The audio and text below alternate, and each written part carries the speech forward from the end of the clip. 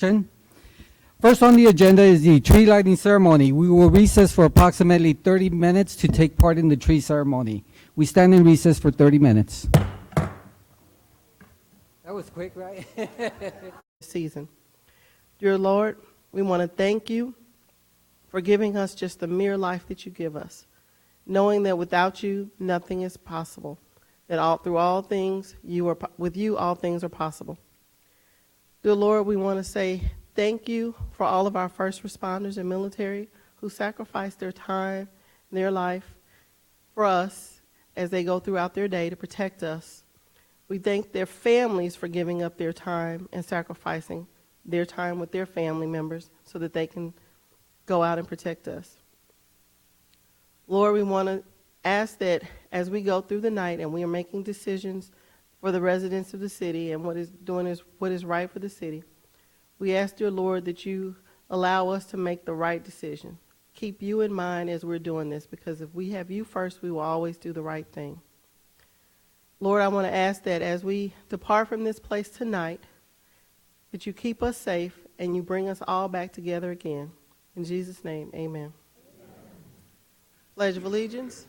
I pledge allegiance of the United States of America and to the republic for which it stands, one nation, under God, indivisible, with liberty and justice for all. Honor the Texas flag. I pledge allegiance to thee, Texas, one state, under God, one and indivisible.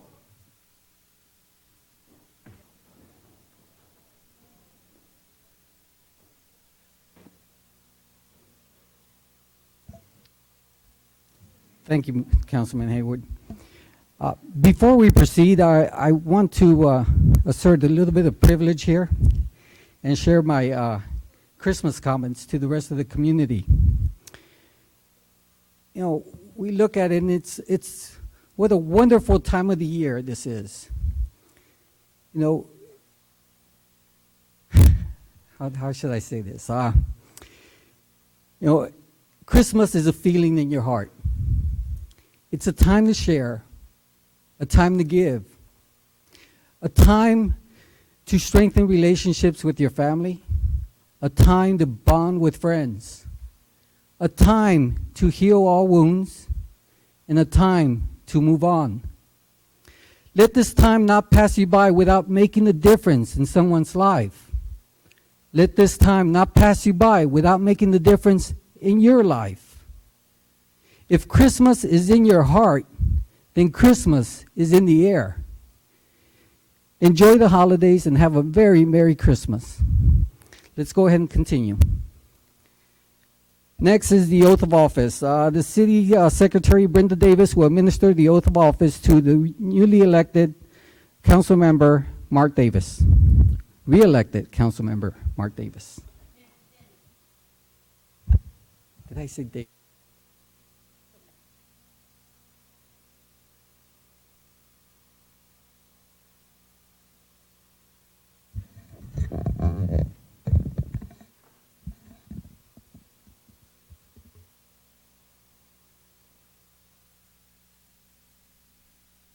If you repeat after me, I state your name. I, Mark Davis, Do solemnly swear do solemnly swear that I will faithfully execute the duties that I will faithfully execute the duties of the City Council Place 1 of City Council Place 1 for the City of Schertz for the City of Schertz and will, to my best ability, and will to the best of my ability preserve, protect, and defend preserve, protect, and defend the constitutional laws of the United States the constitutional laws of the United States and of this state, and of the state, so help me God. so help me God. Congratulations, sir. Thank you, ma'am.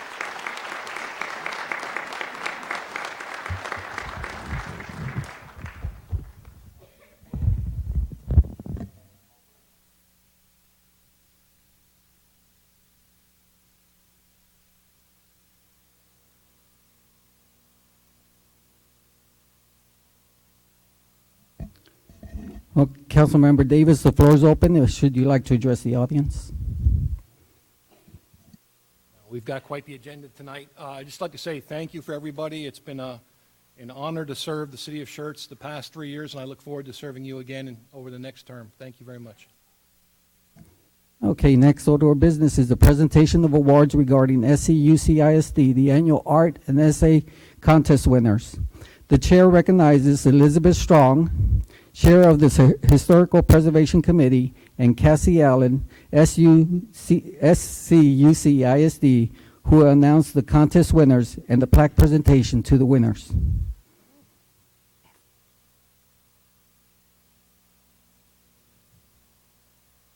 So good evening, Mayor and City Council and distinguished guests. My name is Cassandra Allen, and I'm the representing SCUCISD this evening as the Social Studies Coordinator. I'm excited to announce the winners of the annual Schertz Historical Preservation Committee Art and Essay Contest. And this year, the theme was Native American Presence in Schertz, Cibolo, and Universal City. And I'm alongside the chair of the Preservation Committee, Elizabeth Strong, and then our vice chair, Dean Wirtz, who doesn't want to be acknowledged, but I'm acknowledging him anyways. When I call up your names, kids, if you guys could, you're going to get your certificate from Elizabeth, and you're going to get your trophy from you, from the mayor. So you want him to go over there.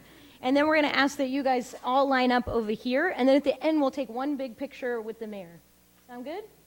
All right, we'll see how that works. We'll see how it goes.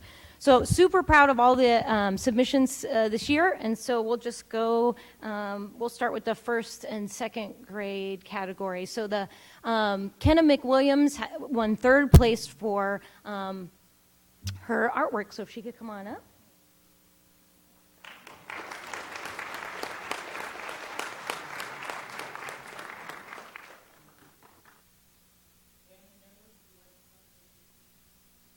Yeah, and you can come around that way. And then Coralie Davis is second grader at Pascal Elementary and got second place. Yay.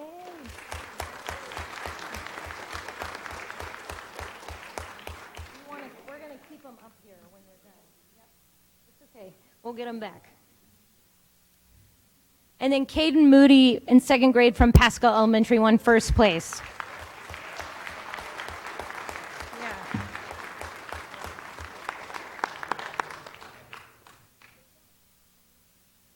Up here. Yep. It's okay. It's the adults that are being confusing. I'm sorry.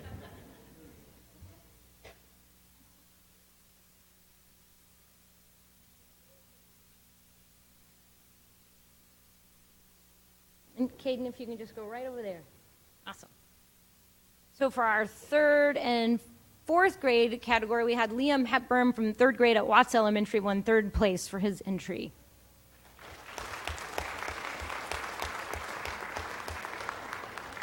And his mom is here to accept his award. He couldn't make it. But Miss Hepburn is a wonderful teacher at Jordan Intermediate. And then Abby Cohen won third place from third grade, Pascal Elementary, second place. All right.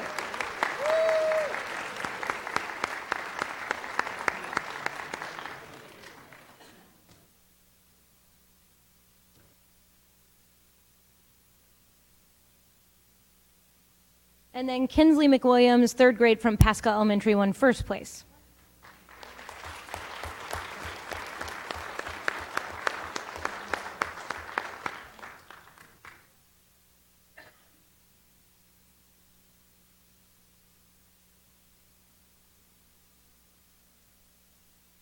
So Jerusalem Silva in sixth grade from Wilder Intermediate won third place.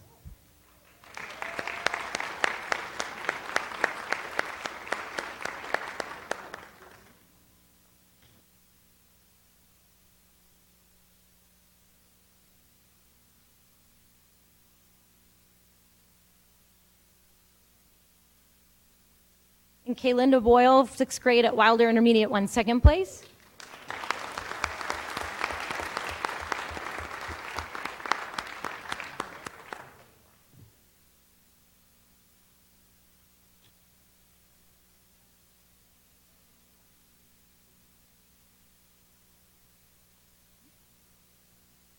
And then Braylee Wise, fifth grade from Wilder Intermediate, won first place.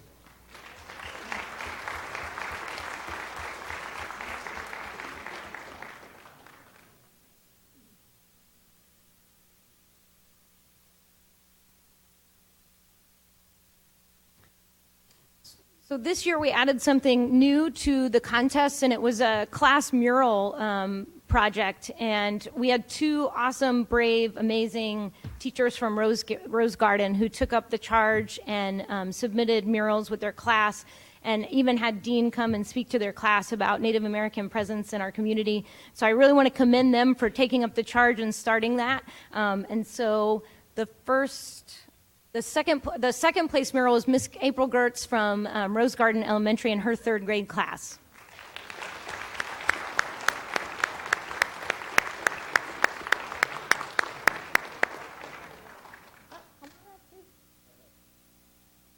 They're going to give you, yeah, okay, gotcha. Come on up, guys.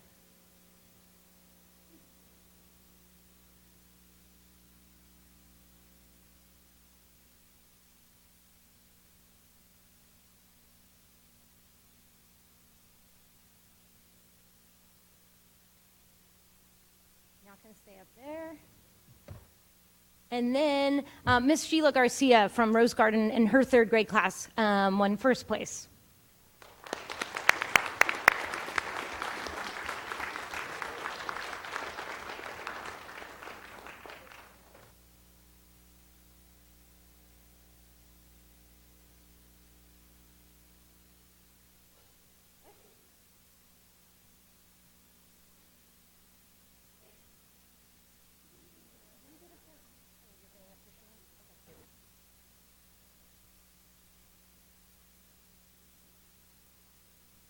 One of y'all hold it.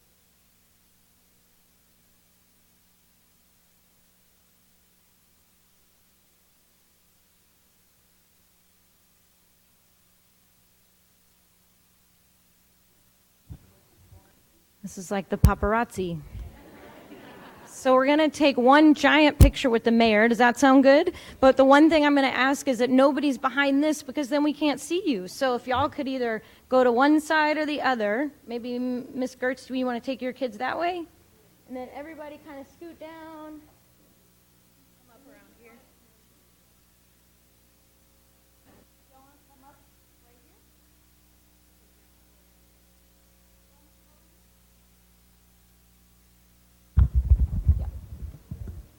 Come around the. Can you guys come a little closer? Yeah, Miss Garcia. Just want to get on one side.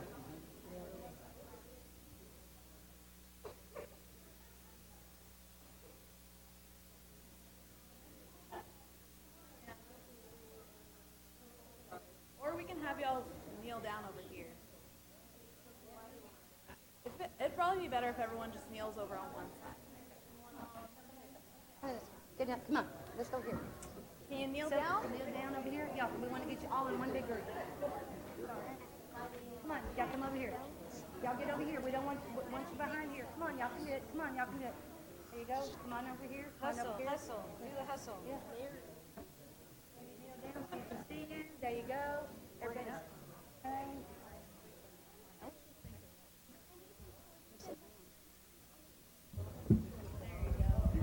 There we go. I know. All right. I can pull it so hard.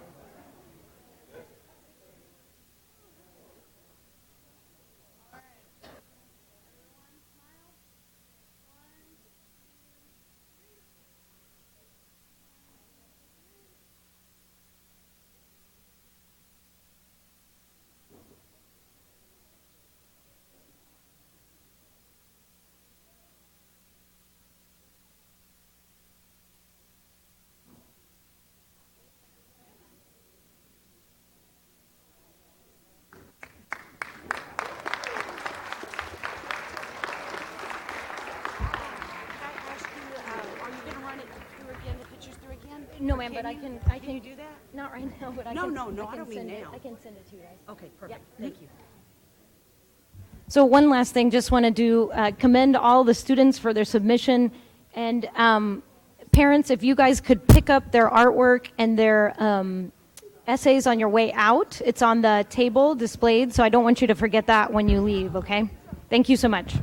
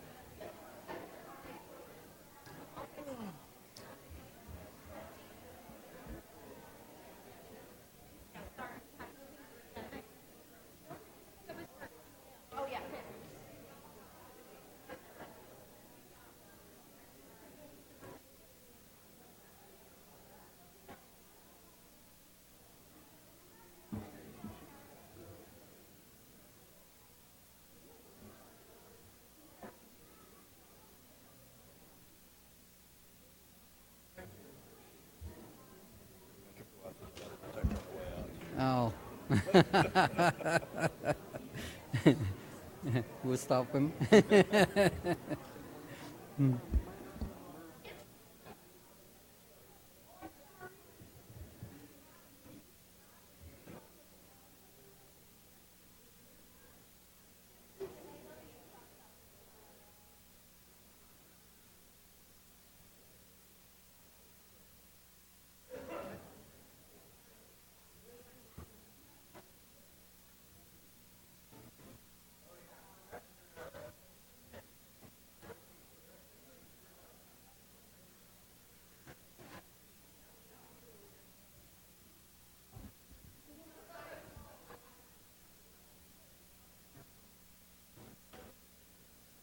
I guess we can.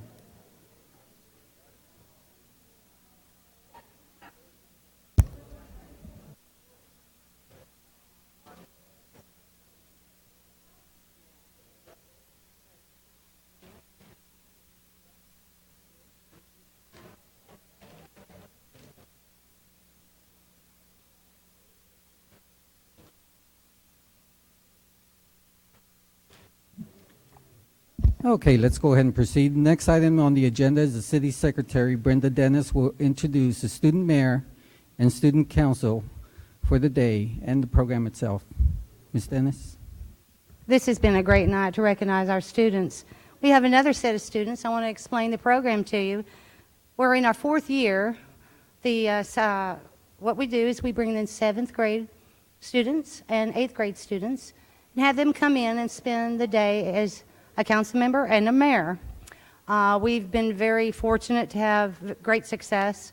The kids are very, they want to be the first to be chosen. The 7th graders are chosen from their student peers, and the 8th grades are chosen by their teachers. What we do is we bring them in and teach them just a little bit about local government. We let them tour the facilities that we have here on campus. They get to see EMS, the fire department, the police department, and we make sure they see the jail so that they don't go there, you know. But today we were able to, what we try to do is focus on departments that we have within our city. Today we were able to bring in our code enforcement department, which I believe the kids didn't even know exist, but they got a good taste of what they do. We introduced them to each mayor and council that were here today, as well as Dr. Brown, our city manager. They got to learn about their roles. This is a great, successful program. These students, Mayor, if you don't mind, I'm going to kind of put them on the spot, or you can help me put them on the spot. Would like for them and to you tell their name, what grade their name, their grade, and what school they're from, and a little bit about what they learned today. And remember, push the green button and get next to the microphone. Hi, Mike's my all name is Hunter yours. Long. I am an 8th grader at Corbett Junior High. And today I learned about how tough decisions could be up there, because I was up there. And it's hard because some people don't agree with others on what they're deciding to do. And also that police officers, EMS, and fire department, they all come together to form one big, huge team. Hi, my name is Kara Brown. I'm an 8th grader and I go to Dobie. Today, something I learned was how a city council works and how different ideas are collaborated to reach an agreement. Hi, my name is Minerva Serrato. I am a 7th grader and I go to Corbett Junior High. and today we learned about how the police and the firefighters and the EMS work. But the thing that stuck out to me was the code enforcement officers. They look for code violations such as illegal dumping and illegal signs and much more. Hi, my name is Lolisa Quiones. I go to Dobie Junior High. I'm in the 7th grade, and today I learned that dispatch is considered as first responders, and about the code enforcement officers and what they do.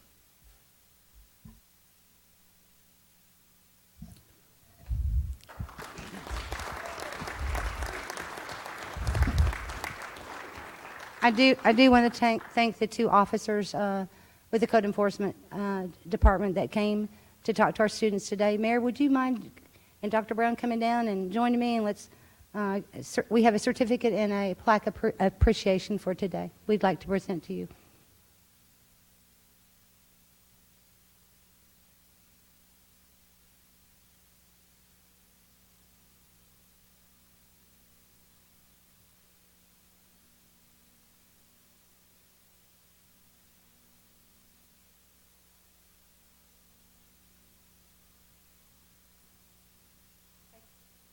First is Alicia.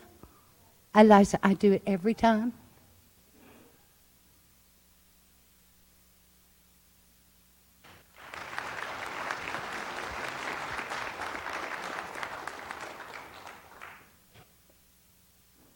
Next we have Hunter Long.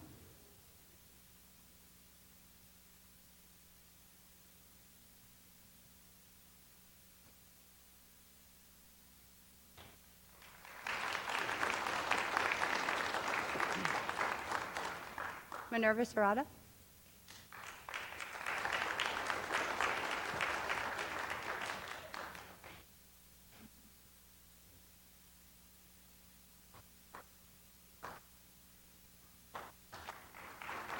And Kara Brown.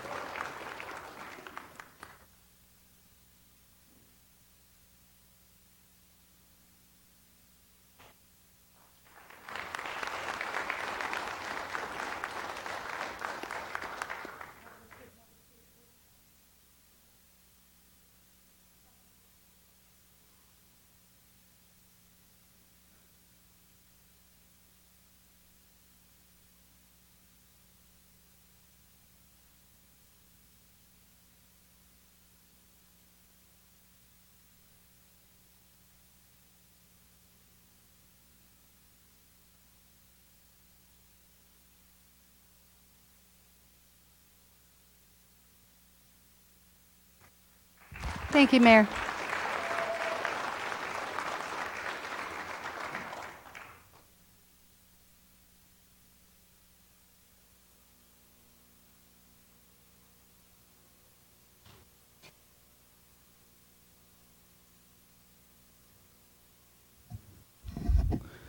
Just want to say thanks for experiencing what the inner functions of our city, and thank you for participating.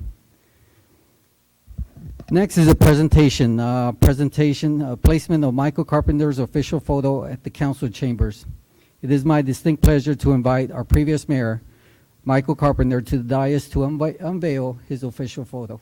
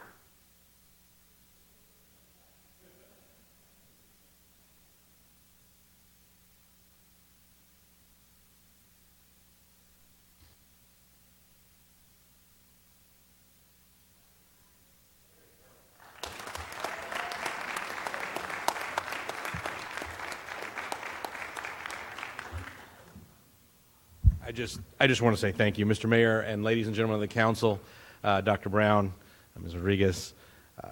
Thank you very much for inviting me back and putting my photo on the wall. When this place was started, we chose to put the pictures of the mayors on the back there with a deliberate purpose, so that as long as you're sitting there, you know we're looking over your shoulders.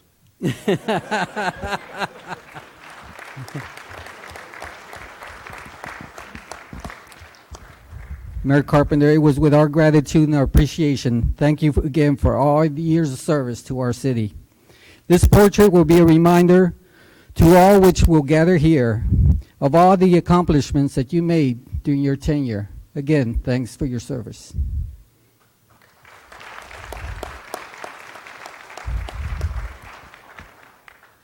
We were going to break for 5 minutes, but I think the room has been cleared, so well, let's go ahead and continue. Next is employee recognition. The city manager, Dr. Brown, will present Regina Gutierrez with her 30-year pin. 20-year pin. Can I turn the mic around? Can I turn the mic around?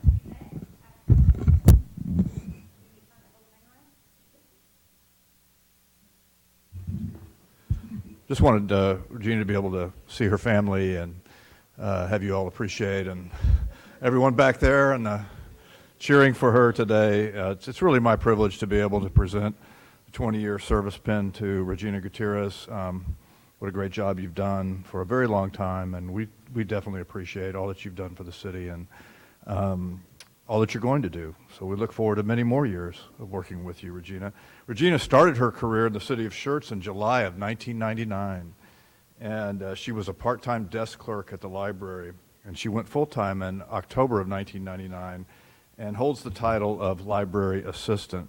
Regina was born and raised in Snyder, Texas, and she graduated from Snyder High School. After a few years, she moved to Schertz, and the library apparently was hiring the week that she arrived, so she applied and she got the job. So, nothing like being in the right place at the right time. She had experience in the library. She worked at the Scurry County Library in Snyder for 3 years. Regina recently married her husband, Kevin Leahy, and is the mother of 4 grown men, ages 30, 31, 32, and 35. She also has 6 grandchildren with 2 on the way. So she has a big family. As you would expect from someone working in the library, Regina loves to read, and she likes anything that's technical, and she is the technology guru in the library and has met very little technology that she hasn't mastered. We talked to the library staff, and they had some very kind words to say about you, Regina. First, they commented on your sense of humor. They noted your generosity in sharing your knowledge and the things that you learn, and that you're the very definition of a lifelong learner, and what a great thing that is. She cares deeply about people and is usually one of the first people to think about how policies, procedures, and practices impact the customer, something we love to do in the city of Schertz. And they couldn't imagine how the library would run without you. So you're an essential piece in all that they do. So Regina, on behalf of the city of Schertz and the council and the staff, congratulations on this milestone accomplishment. Also, I want to recognize that your sister Kathy and your husband Kevin are here as well. So we thank you for attending. Appreciate that you being here. So it's my privilege to award you this 20-year service pin, which not very many employees have in the city of Schertz. So congratulations.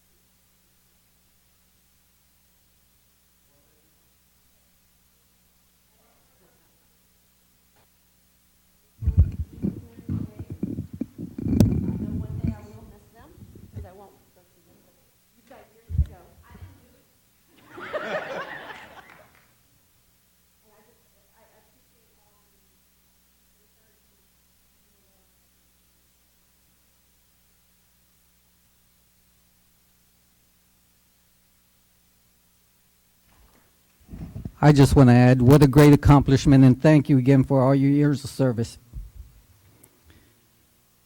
Next is employee recognition. The first is EMS.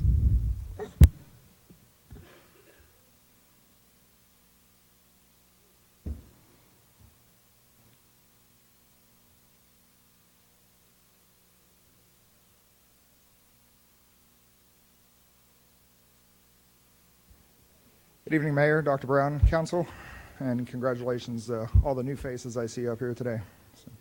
I'd like to take this time to introduce you two new paramedics that we've brought on board recently. First up, Ryan Wilson. He started with the city on November 12th as a full-time paramedic. He grew up in the Sacramento, California area, spent more time in San Diego area. Ryan's wife is from San Antonio, and they've recently moved back here to be closer to his family. They currently live here in Schertz, and Ryan is excited to have that opportunity to service the community in which he lives. He attended Sacramento State and San Diego State universities. He completed his paramedic program with NCTI in Roseville, California. He's been in EMS since 2003, starting as an EMT and working his way up to his paramedic in 2013. He's worked in EMS all through the state of California. He has 4 children ranging from the ages of 3 to 21.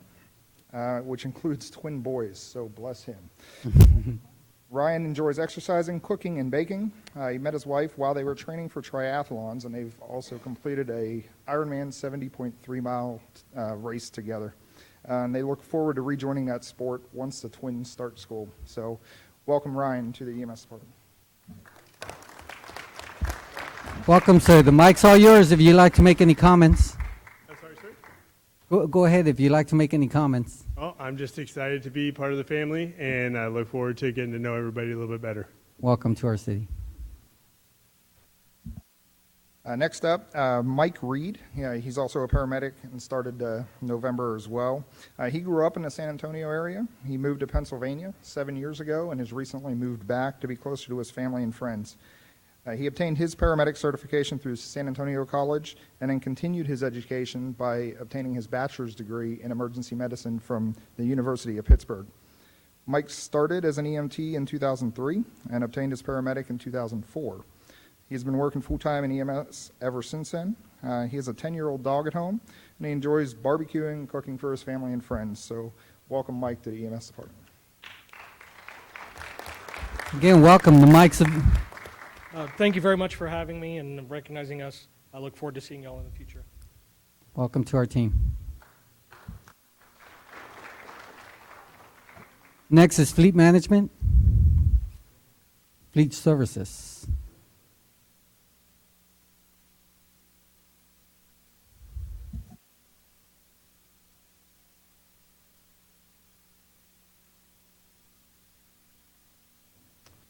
Good evening, Mayor, Council. Charles Kilm, Assistant City Manager. It's my honor and privilege to introduce Mr. Daniel Cole. He's our newest fleet mechanic. He is married with 2 kids, Zach and Morgan. They're hiding back there in the back. They can't wait to get home to watch Paw Patrol. His dad retired from the Air Force in 1995. He has grown up here in the local area. He went to East Central High. He currently resides off of Lower Seguin, just down from that beautiful new fire station of ours. And his favorite holiday is Thanksgiving because he can get the family together. So, welcome aboard. Welcome, welcome. The mic's yours. I just want to thank everybody for the opportunity to serve the city. Welcome, welcome to our team. Thank you. Next is the police department.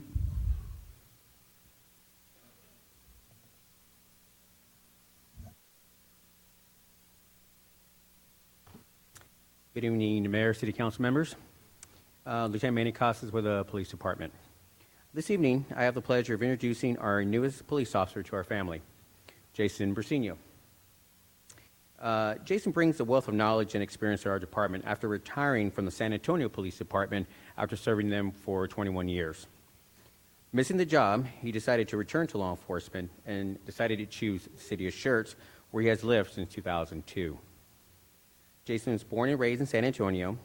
He is married to his wife, Dixie, who's actually in the audience, and they're about to celebrate the 1-year anniversary. And he also has 4 children as well. An interesting fact about Jason, he is a bagpiper, and still the band director for the San Antonio Police Pipes and Drums Bag Team that travels throughout the state performing at various police events. This also was a team that he actually started while he was at the San Antonio Police Department. So I'd like to welcome Officer Jason Persino. Welcome, sir. Welcome. Mike's all yours. Thank you, Lieutenant Casas and Chief Hansen. I look forward to serving the citizens and the community of my city now, Schertz. Thank you. Welcome.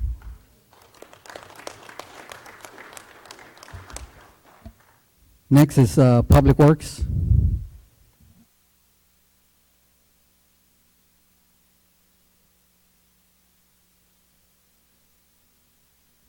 Good evening, Mayor, Council, Dr. Brown.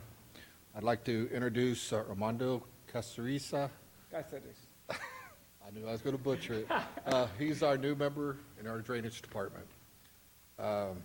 He's a Drainage Worker 1. He started November 25th. Armando was born in Victoria, Texas, where he lived for 46 years. He went to O'Connor Elementary, then went on to Patty Welder Middle School and graduated from Sherman High School in 1970. From there, he joined the Army and was overseas for 5 years, then returned home and went into driving trucks. He's married to his wife, Sherry, which is right back here. They lived in Victoria also, then moved to California for 4 years to be closer to her parents. They now reside in Schertz. Armando likes woodworking, deer hunting, and likes to watch car racing. Thank you, Sid. I want to thank you for giving me a chance to work for you, and I'm going to stay here as long as I can. Well, thank you. Thank you for joining our team.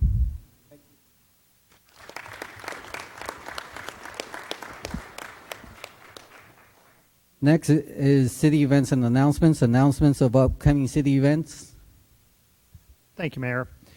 Just a reminder, and I know Mary mentioned this at the tree lighting ceremony, but this Saturday, December 7th, we have Holodazzle. The events kind of kick off at 8 a.m. with some of those, and it runs till 9 p.m. That's at the complex here.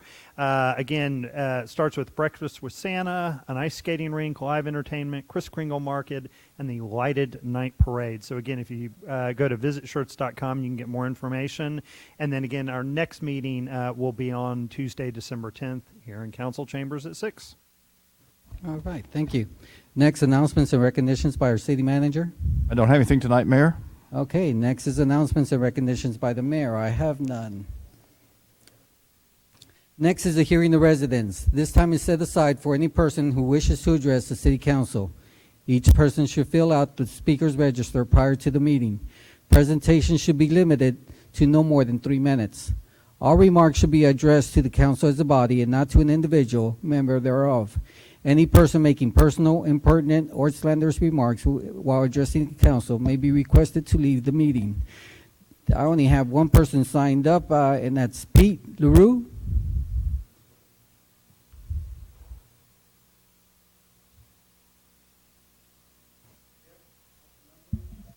The reason I'm here is I'm starting a small business on Schertz Parkway, and I'm having a couple of problems with the city. We were approved for our health permit on November 4th. We paid for it about November 15th, and we've yet to receive it. Several times that we've gone down there or called, the person isn't there to sign the certificate. The main problem I've got, other than that, is the restrictions on signs in the city. They want an engineer's drawing. They want specifications on it, which I can understand safety factors, but I can't install a sign that's 7 feet tall on 2 4x4s cemented into the ground. I've got to have a professional sign person do that. I've erected fences in my life. I've taken apart and reassembled half the homes because of the job that I'm in currently, and it's a simple task to just dig 2 holes, put 2 posts in the ground, and screw a sign to it.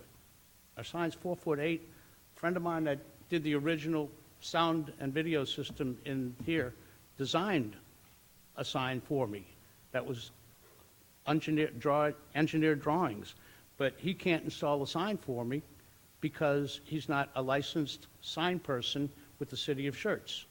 He's an audio video technician, but this is the smartest person I have ever met in my life. And that's what I'm addressing it about. There's just the restrictions on small businesses, that the hoops we've got to jump in. I'm 67 years old. I can't jump that high anymore. And the restrictions and the requirements that we've got to go through are very stringent, and they're hard to comply with. And on top of that, there's only one person in the city planning department that approves the signs, and it takes 10 to 15 days to get a sign approved. And it takes 10 to 15 days to get a temporary sign approved. And all we were doing was putting our sign, leaning it against the speed limit sign right in front of our business, and code compliance came by and told us we couldn't even do that. So that's my concerns, that, there's only one person to do these sign approvals, and the rules are very, very, very restrictive and can be costly for small business people. That's all I got to say. Did we get his address? No. Could you repeat your address, sir? The address? Yes. It's 100 Schertz Parkway. Thank you, sir. The railroad tracks. Thank you. Thank you.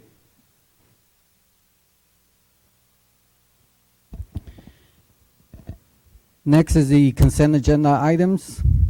Item number 1, approval of minutes of the regular meeting of November 12, 2019, and the special meeting of November 18, 2019. Item number 2, appointment and resignation of various city board commissions and committees. Consideration or action accepting the resignation of Ms. Julie Smith from the Library Advisory Board and appointing Ms. Lauren Garat from an alternate member to a regular member on the Planning and Zoning Commission. Item number 3, resolution number 19R-157, a resolution by the City Council of the City of Schertz, Texas, authorizing the creation of the bylaws for the Building and Standards Commission and other matters in connection therewith. Item number 4, resolution number 19R-160, a resolution by the City Council of the City of Schertz, Texas, authorizing the purchase of emergency vehicle equipment to outfit new police vehicles. Item number 5, resolution number 19R-154, a resolution by the City Council of the City of Schertz, Texas, authorizing a service agreement with Environmental Lighting Service and Levy Company for on-call street light repairs, maintenance, and other matters in connection therewith. Item number 6, resolution number 19R-162, a resolution by the City Council of the City of Schertz, Texas, authorizing a service agreement with C3 Environmental and RL Road Electrical Contracting for on-call concrete repair and replacement and other matters in connection therewith. Item number 7, resolution number 19R-156, a resolution by the City Council of the City of Schertz, Texas, authorizing the city manager to enter into an agreement with Sidon's Martin's Emergency Group for the purchase of one new ambulance and associated equipment and other matters in connection therewith. Item number 8, resolution number 19R-163, a resolution by the City Council of the City of Schertz, Texas, authorizing Dudley Wade to the Board of Directors, place D1, and Tim Clark to the Board of Directors, place D2 of the Schertz Seguin Local Government Corporation and other matters in connection therewith. Item number 9, resolution number 19R-159, a resolution by the City Council of the City of Schertz, Texas, approving a request for a historical incentive program for the Main Street Area Grant for 802 Main Street in the City of Schertz, Texas, and related matters in connection therewith. Council, is there any of these items that need to be removed for separate action? If not, is there a motion to approve these Mayor. consent items? Can we pull number 9? Okay, we'll pull number 9. Any others?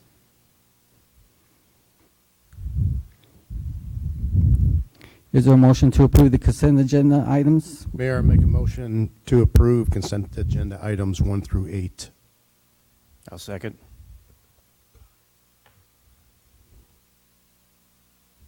Okay. We have a motion by Councilman Scagliola and second by Councilmember Dalla. Council, any other comments? No? If none, I call for the vote. Aye. Aye. Aye. Aye. Aye. Aye. Aye.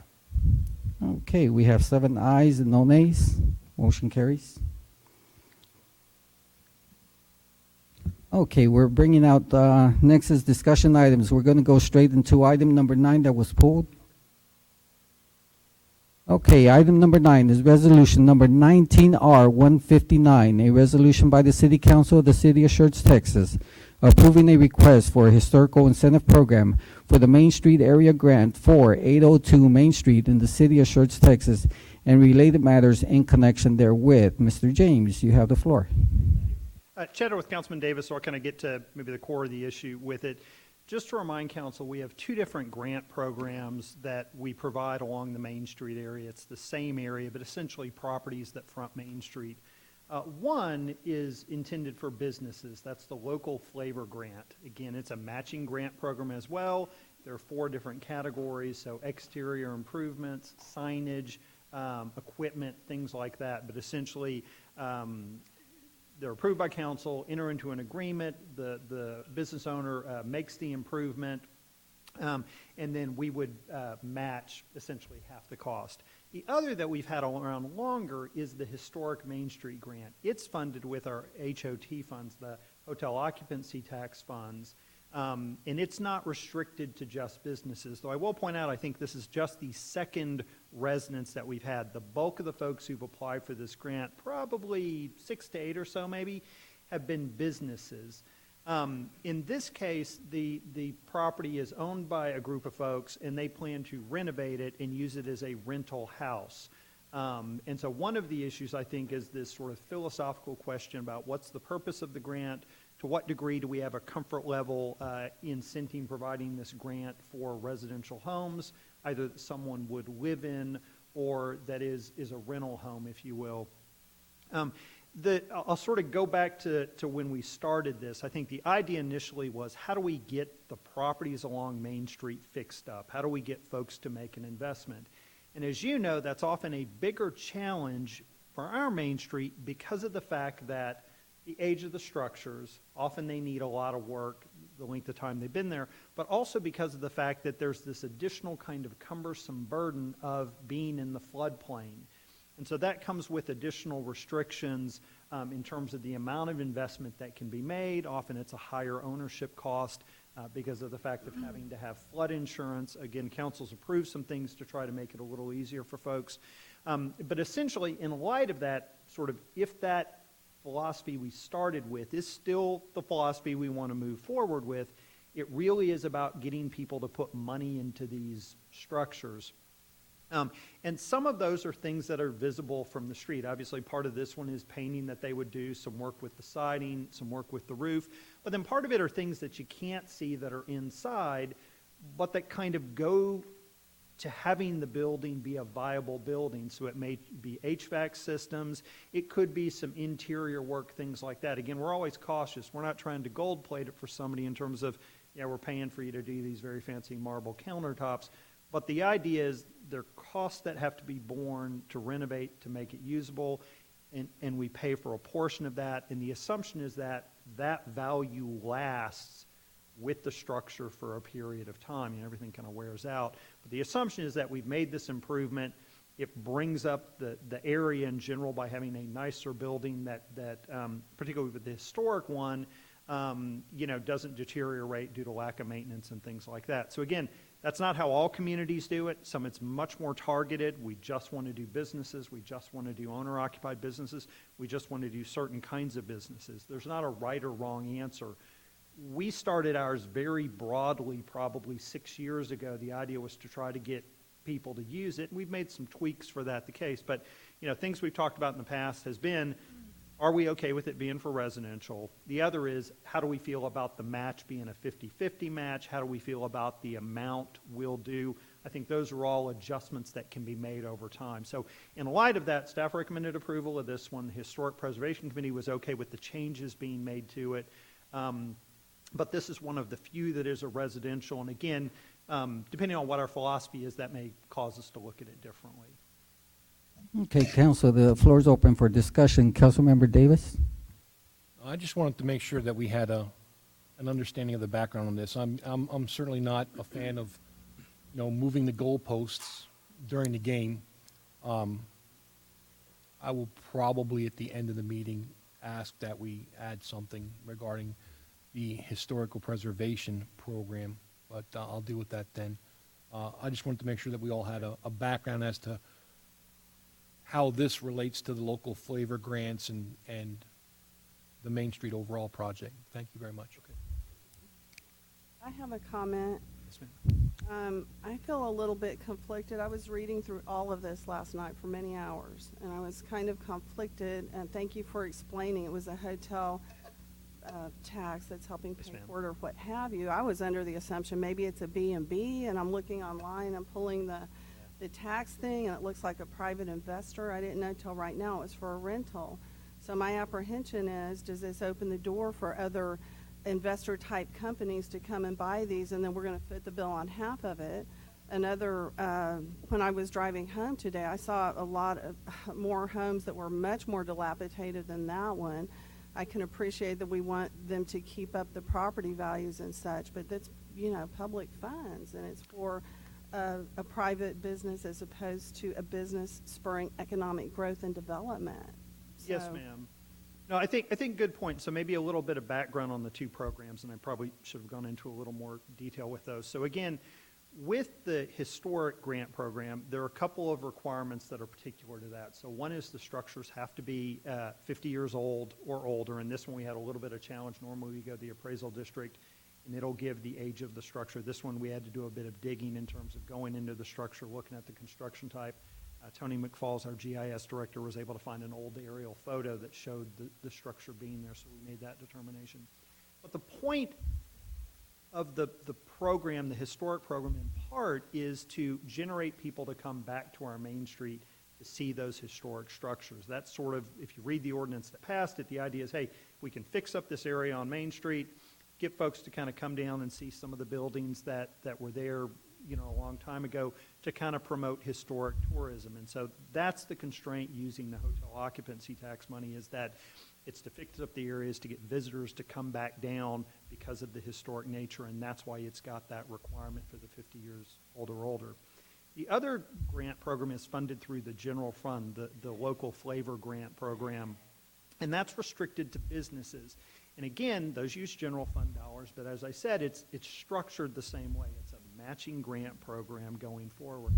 And so you're right. I think philosophically, one of the things that, again, not only you, but councils at times struggle with is, I'm using city funds to sort of help this person do this thing kind of going forward. And I think the philosophy on it that folks who tend to support those and get around that to justify is, this is, in a way, in the best interest of the community, that it's one of those things that a couple things. Having a healthy economy is a positive thing for the community. And so we have an economic development corporation, and they have different constraints that they do with it going forward. Particularly for this area, it's about Main Street that, again, like ours and like many, has sort of struggled over time as growth has moved out to 35, as we've seen people relocate. And so the idea is that there may be some special assistance needed in this part of town because of some of those things that the city funds through a different program to achieve a different result. And then the other is that historic preservation. How do we maintain this history in our community? But certainly I would agree, I think the most common sort of struggle that folks have at times is it feels like, hey, we're providing these public funds to this business in its particular.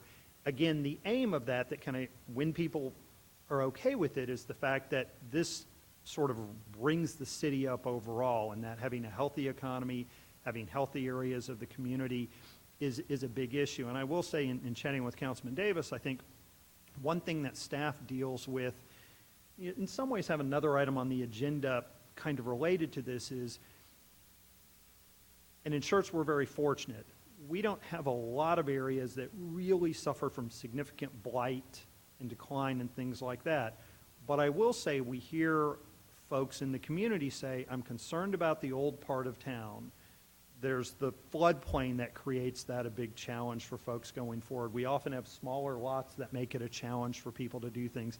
You've got the railroad tracks and the noise associated with that. And how do we keep that area from declining? So one of the areas that we've said as a community is, let's see if we can target this commercial corridor that we have to provide some assistance to bring it where we want it to be, and then that carries over to the other. But I certainly think it's it's a valid question. I think maybe where Councilman Davis is going is, we've had this for a few years.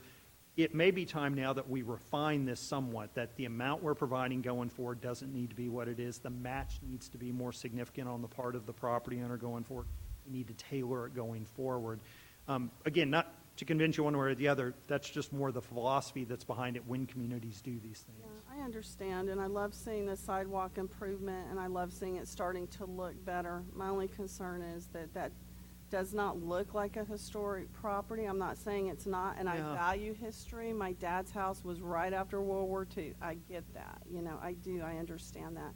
But I love seeing the improvements made, but this house in particular, you know, I think we should talk more about it.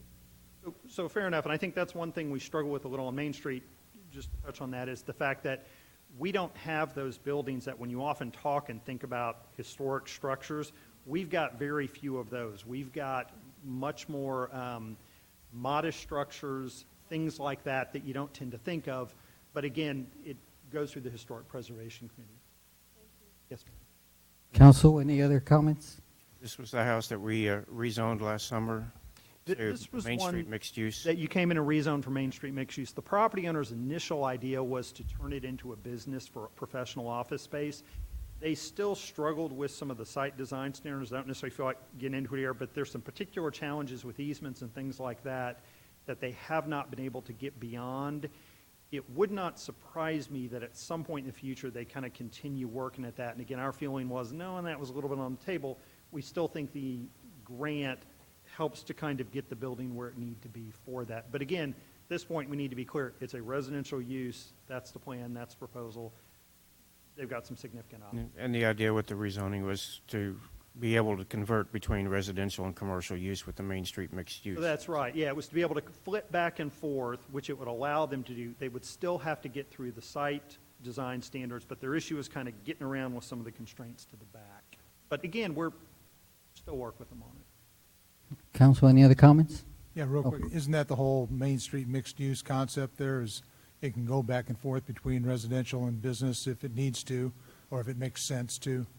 That's right. So the issue, and again, a little bit of background, when we created that to allow both residential, is we don't have a zoning district in Schertz, other than this one that council approved, that allows both single-family residential and business uses. And the concern that we heard from property owners was, I've got this old house, I'm renting it out to somebody, so I'm bringing in a little bit of revenue. My concern is it's zoned commercial. If I rent it to a business, I lose my non-conforming status on the residential use, and I can't go back to having it as a residence. And if the business owner can't make a go of it, you know, a year, 6 months, 2 years, and I can't find another business, then I'm stuck. And so that was the purpose of that, is to encourage people, hey, give it a shot.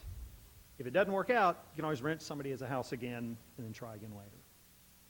And just to reiterate just what Mr. James said earlier, you know, we do have a challenge in there that we have a whole bunch of mid-century classics down there against the railroad tracks, and anything that's on that side of the street is going to have a little bit more of a challenge to find somebody that's willing to put a little effort into it, whether it's residential, business, et cetera. So I say, you know, if we got somebody that's willing to put a little time and effort, it otherwise meets our criteria, that we press on. Okay, no other comments? No? Do I have a motion? Make a motion that we approve resolution number 19R159. Second. Okay, we have a motion by Councilmember Brown, second by Councilmember Hayward. Any other comments? No? Let's call for the vote. Aye. Aye. Nay. Aye. Aye. Aye. Aye. We have 6 ayes, 1 nay. Motion passed.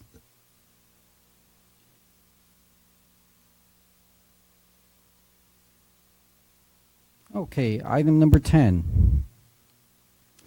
Item number 10 is resolution number 19R136, a resolution by the City Council of the City of Schertz, Texas, accepting the semi-annual report with the respect to the progress of the capital improvements plan for other matters in connection therewith. Mr. Walters, you have the floor. Yes, good evening, Mayor and Council. I'm James Walters, the Finance Director for the City of Schertz. Back in November, we took the second semi-annual report to the CIAC, the Capital Improvements Advisory Committee. This is a committee that's required by the Texas Local Government Code when municipalities have impact fees. They're supposed to review the collection and expenditures of those impact fees and make sure they conform with the list of projects and the purpose of the fees. Go back through to the report. I want to go over the report, some highlights of that with y'all real quick. So we split the report out into two sections. One up here is the allocated section. So these are impact fees that have been assigned by council to a project to be spent. We have 1.7, and the net change was a negative 600,000. Ending allocated balance was 2.1 million. On the sewer fees, we had a $41,000 decrease. We went from 193 to 152. The unallocated, these are funds that have come in. Any expenditures are usually related to just administrative cost of reviewing the impact fees. So for water over that 6-month period, we brought in 634,000. Sewer, we brought in 364,000 over that same period. Investment income is still doing good, about 90,000 per water and sewer. Under the expenses, we had an auditor accounting service, $500, and we have some of the sewer fees are invested more long-term, so we have investment management fee by our firm at Hancock Whitney. You'll also notice we have a transfer out of $3.1 million. This is us moving a project from the unallocated section to the allocated section. This was the Corbett elevated water tank that council approved. We also included some outstanding items that we think are coming up. These are rough budgetary numbers, but these are projects that haven't been allocated yet and are still to go in the capital improvements plan. On water, we have about $6 million of anticipated identified projects. On sewer, we have $14 million identified. So the on the water, we almost have enough currently to fund all the outstanding projects. Sewer is still a little low. If those projects are due now, we would cover those through maybe a debt issuance or from the water and sewer construction fund balance. So bring in outside funds and not fully cover it by impact fees. It's very small, but let's see if I can zoom in. It's a find. That's not easy. This is okay. So these are the projects that were listed in the program, in the capital improvements program. What was the original estimated cost in the proposal versus what we currently think our cost is. You see here under the Corbett elevated tank, that's that $1.3 million of funding we did. We did that because we're about to start construction. So overall, capital recoveries funded $4.5 million. The water and sewer fund put in just over $1 million, so it's a $5.5 million project. And you'll see we actually had in the second half, we put in 1.3, but you notice on the front page it still went down 600,000. We started construction on the project, and we spent about $1.9 million in that 6-month period. Total expenses to date was 2.3. We have a project balance of $3 million and $2.1 million of impact fees. Of that are impact fees waiting to be spent. Under the sewer side, we didn't have a whole lot of allocations. The only expenses were related to the ongoing sewer batch plant, as well as the acquiring of easements for the sewer trunk line. Sewer trunk line currently has been funded out of bond funds. Once the project gets under construction, we'll do a transfer from the unallocated funds into this project.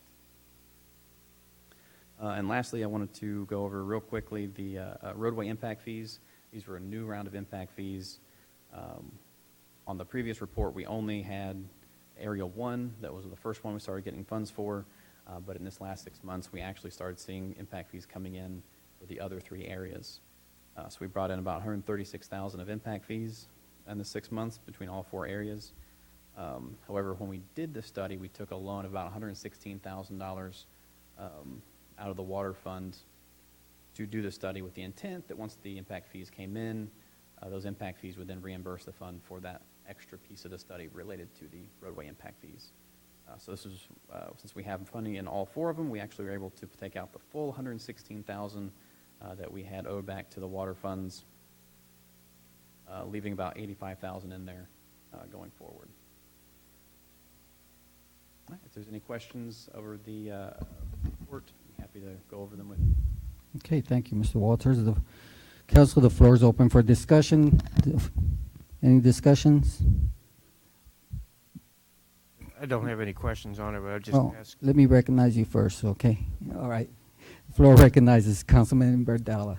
All right, just on future presentations, now that we're doing these roadway impact fees and we have the different areas, can we also include a small scale map that shows which areas, 1, 2, and 3, or 4, just so we can? No, yes, sir. Any other discussion? No? Do we have a motion? So moved. Okay, that was motion to approve? Motion to approve. Okay, that was by Councilmember Davis, second by? Brown. Okay. Councilmember Davis made the motion to approve, second by Councilmember Brown. Council, is there any other comments? No? Let's call for the vote. Aye. Aye. Aye. Aye. Aye. Aye. Okay, we have 7 ayes, no nays. Motion passes. Item number 11, ordinance number 19T29, consideration or action approving an ordinance by the City Council of the City of Schertz, Texas, authorizing an adjustment to the FY 2019-2020 budget to encumber unused funds from FY 2018 to 2019, repealing all ordinances or part of ordinances in conflict with this ordinance and providing an effective date. Mr. Walters, you have the floor again. Sir, thank you, Mr. Mayor. I'll go over a brief overview of what this budget ordinance was meant to do, as well as just touch very briefly on the projects that these funds would go towards. So with the close of 2017-18 fiscal year, sorry, 18-19 fiscal year, council had approved funding for certain projects and purchases that, due to time constraints or either part on staff or on vendors trying to get them in to do some of these projects, maybe it took longer to deliver the product than we had originally anticipated. These items did not get spent in that fiscal year. So they were planned to do that. We had projected to do that. But in the end, they were not do that. And so they were not included in the new fiscal year. So all this ordinance is meant to do is take the money that was allocated previous year for these projects and move them forward so they do not interfere with the current year funding. So to do that, the fire department is requesting $7,900 for 5 vehicle repeaters and cable. Those were vehicle equipments that were meant to be purchased last year, but rolled into this fiscal year. Parks did not get around to the senior center parking lot or some of the Veterans Memorial maintenance that we had planned and hoped to do. So we're moving those, asking to move those funds forward. Streets has some sidewalk projects that didn't kick off until September, so those funds were meant and budgeted to be purchased or done last year, but they'll have to be done this year instead.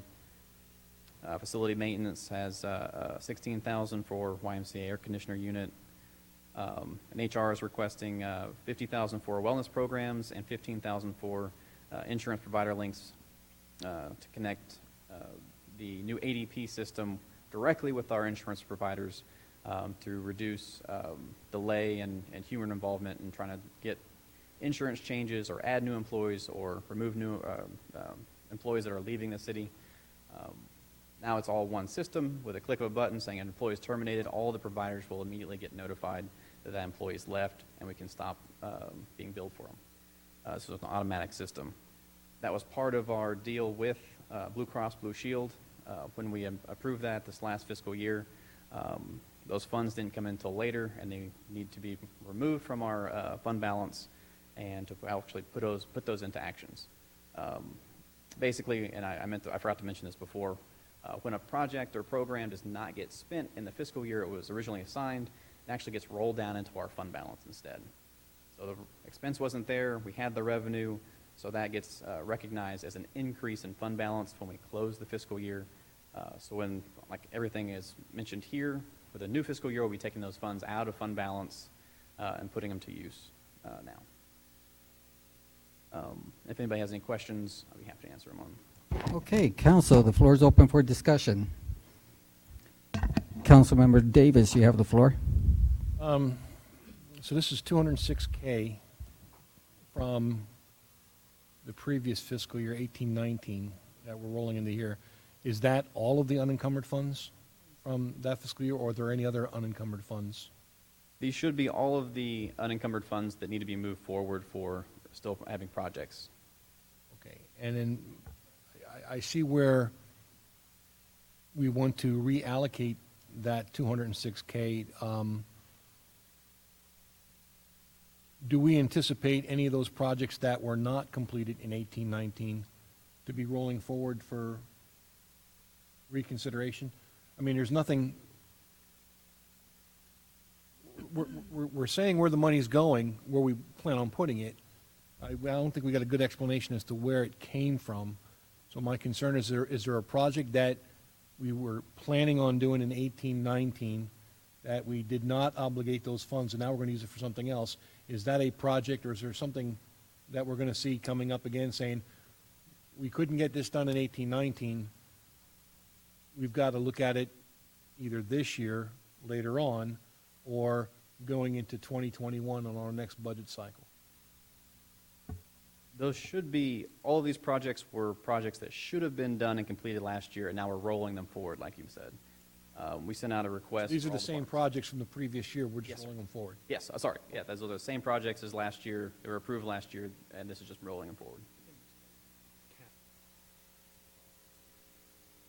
Does not include any capital bond projects. Thank you. Council, anybody have any other questions? Chair recognizes Councilman Dollar. Is there any difference in the dollar amount? Are we having to account for inflationary costs or anything, or is this the same dollar amount that was allocated in 18? Some of these are a little bit lower than the full amounts that were allocated. So in the street sidewalks projects, we were able to get all of the funding allocated to streets. We may not get them all done, but going forward, we're trying to allocate all that money. That makes sense.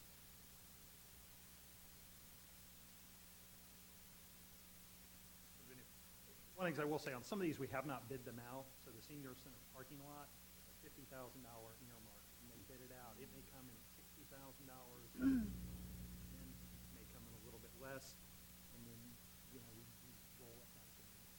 Some of them. But were these the amounts that we budgeted? Okay, so these were the amounts that we budgeted. So the ones like, some of them are amounts that were actually budgeted. We don't have a final cost yet. Other ones were final costs that were within the budgetary totals that we had last year, and we're moving.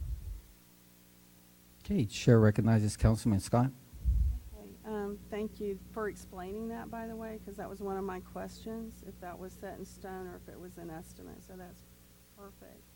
I have a question on the wellness.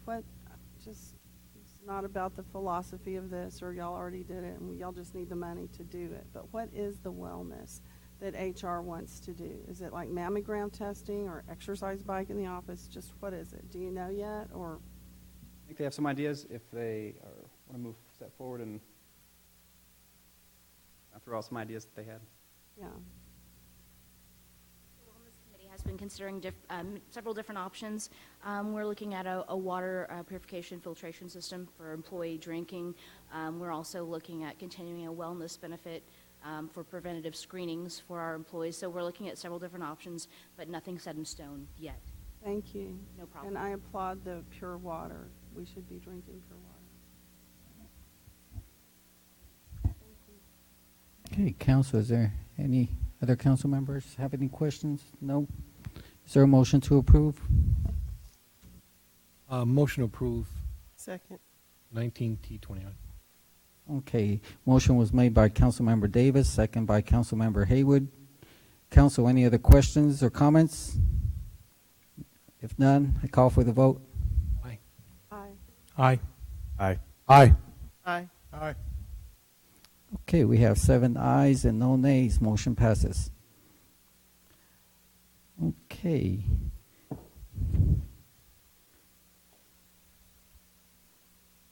Next is item number 12. Am I correct? Yes. Okay. Item number 12, resolution number 19R166, a resolution by the City Council of the City of Schertz, Texas, approving the employee policy related to vacation leave and other matters in connection therewith.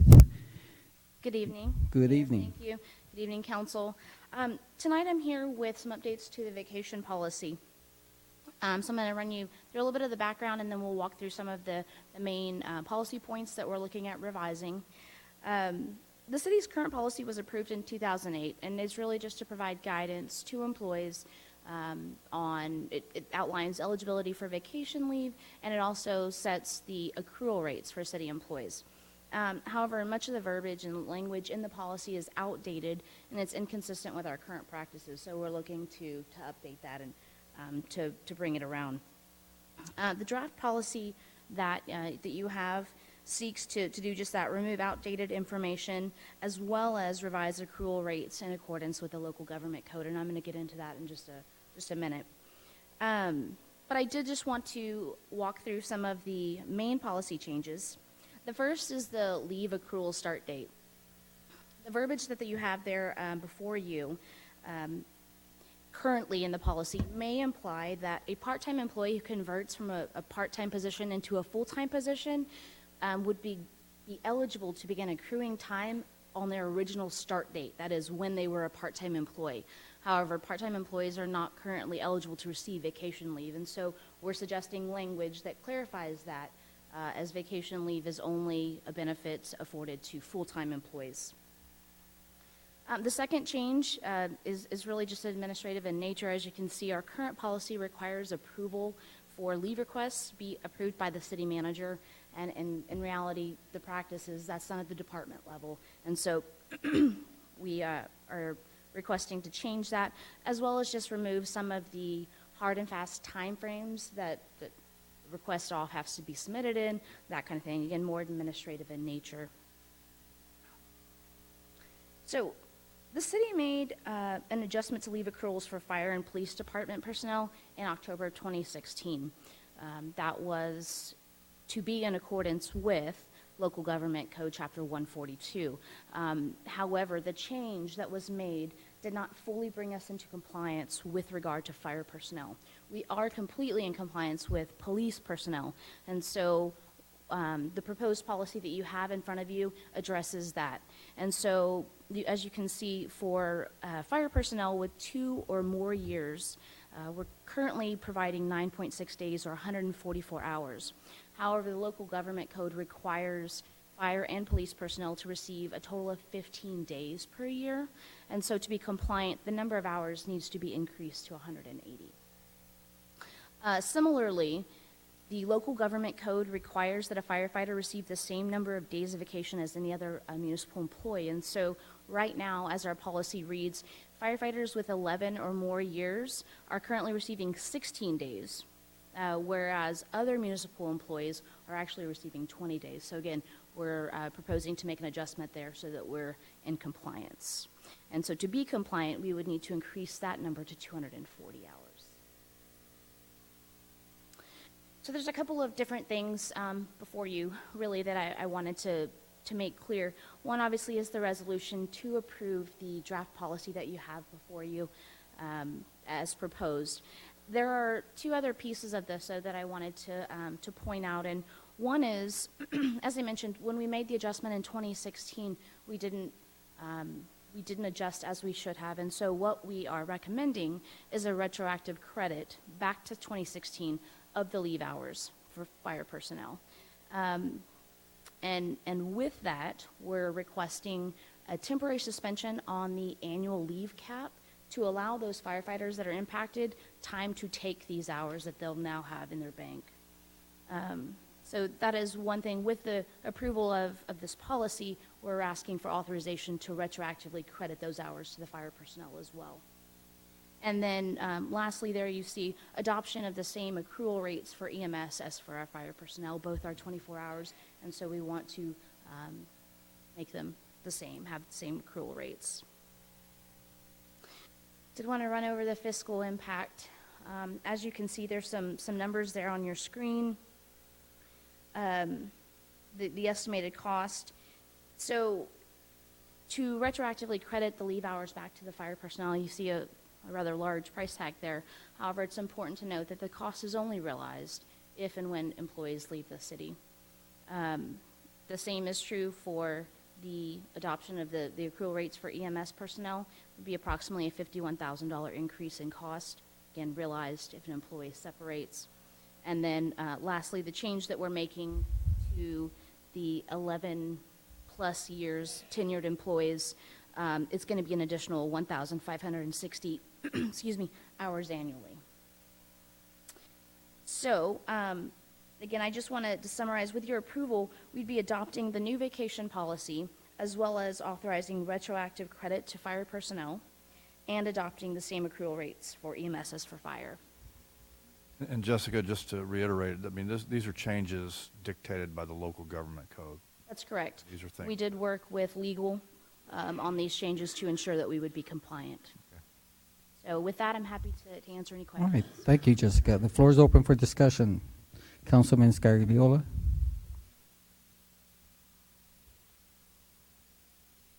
Yeah, I'm sorry, did you have something else? He just wanted to clarify, it's actually at the 10-year mark, the firefighters would go up to the increased number of hours, not at 11. So. Okay. I was just wondering, I tend to group firefighters and police and EMS all together as our first responders. Why exactly is there a difference between the leave allocated for our firefighters and EMS versus our police department? Why exactly is that? The statute dictates the same number of days. However, our police are working a different number of hours per shift than our EMS and our fire, which is why you would see the different allocations. But it equates to the same number of days per year. So they earn the same number of days per year? Yes, sir, that is correct. Well, currently, police and fire, well, with the proposed changes, police, fire, and EMS would all earn the same amount. Yes, sir. Okay, thank you. Right, same number of days. Day for each of those departments may be defined differently based on the shifts that they're working. Okay, Council. Chair recognizes Councilman Larson. The first comment, it just kind of busts and chops a little bit, but shouldn't it be impossible for current practices to not be aligned with official policy? So I guess I don't know that there's an answer for you to answer, but there's a slight concern, and only somewhat, anytime staff comes and says, hey, we want to change this policy, in part because we're not following it. Although I think the reasons for changing it are valid, I would hope a conversation would happen sooner than 3 years later in the future. The changes we made in 2016, were those consulted with legal at the time as well? And the statute was just new, I'm assuming, and so we needed to make adjustments? I don't believe the changes in 2016 were. Okay, so when it became notice, hey, this may not be complying with statute, that legal helped us with this particular round? That is correct, sir. And then are the retroactive application of leave days, is that a statutory requirement, or is that a decision based on attempted equity, or are we required to do that by law? So we did discuss with legal, though not required by law, there is risk and exposure if we didn't take that action. So we felt it was in the best interest of the city. Again, we worked with legal on that, and that was their recommendation as well. Perfect. That answers my questions. Thank you.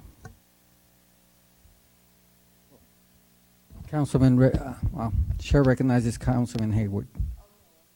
No? Oh, okay. Chair recognizes Councilman Davis. Just want to make sure I'm okay with going retroactive. I mean, it's the right thing to do. Just make sure it's clear in my mind. The local government code that set those dates was effective in 2016? It was when the city became aware of the statute. That's when we would be required to comply with it, or Yeah, I'm just trying to make sure I understand this. We're going retroactive to, we're not saying here's the new change is effective today. We're going retroactive to 2016, at some point in 2016. Yes, sir. The question is, why 2016? Is that when local government code made those dates effective?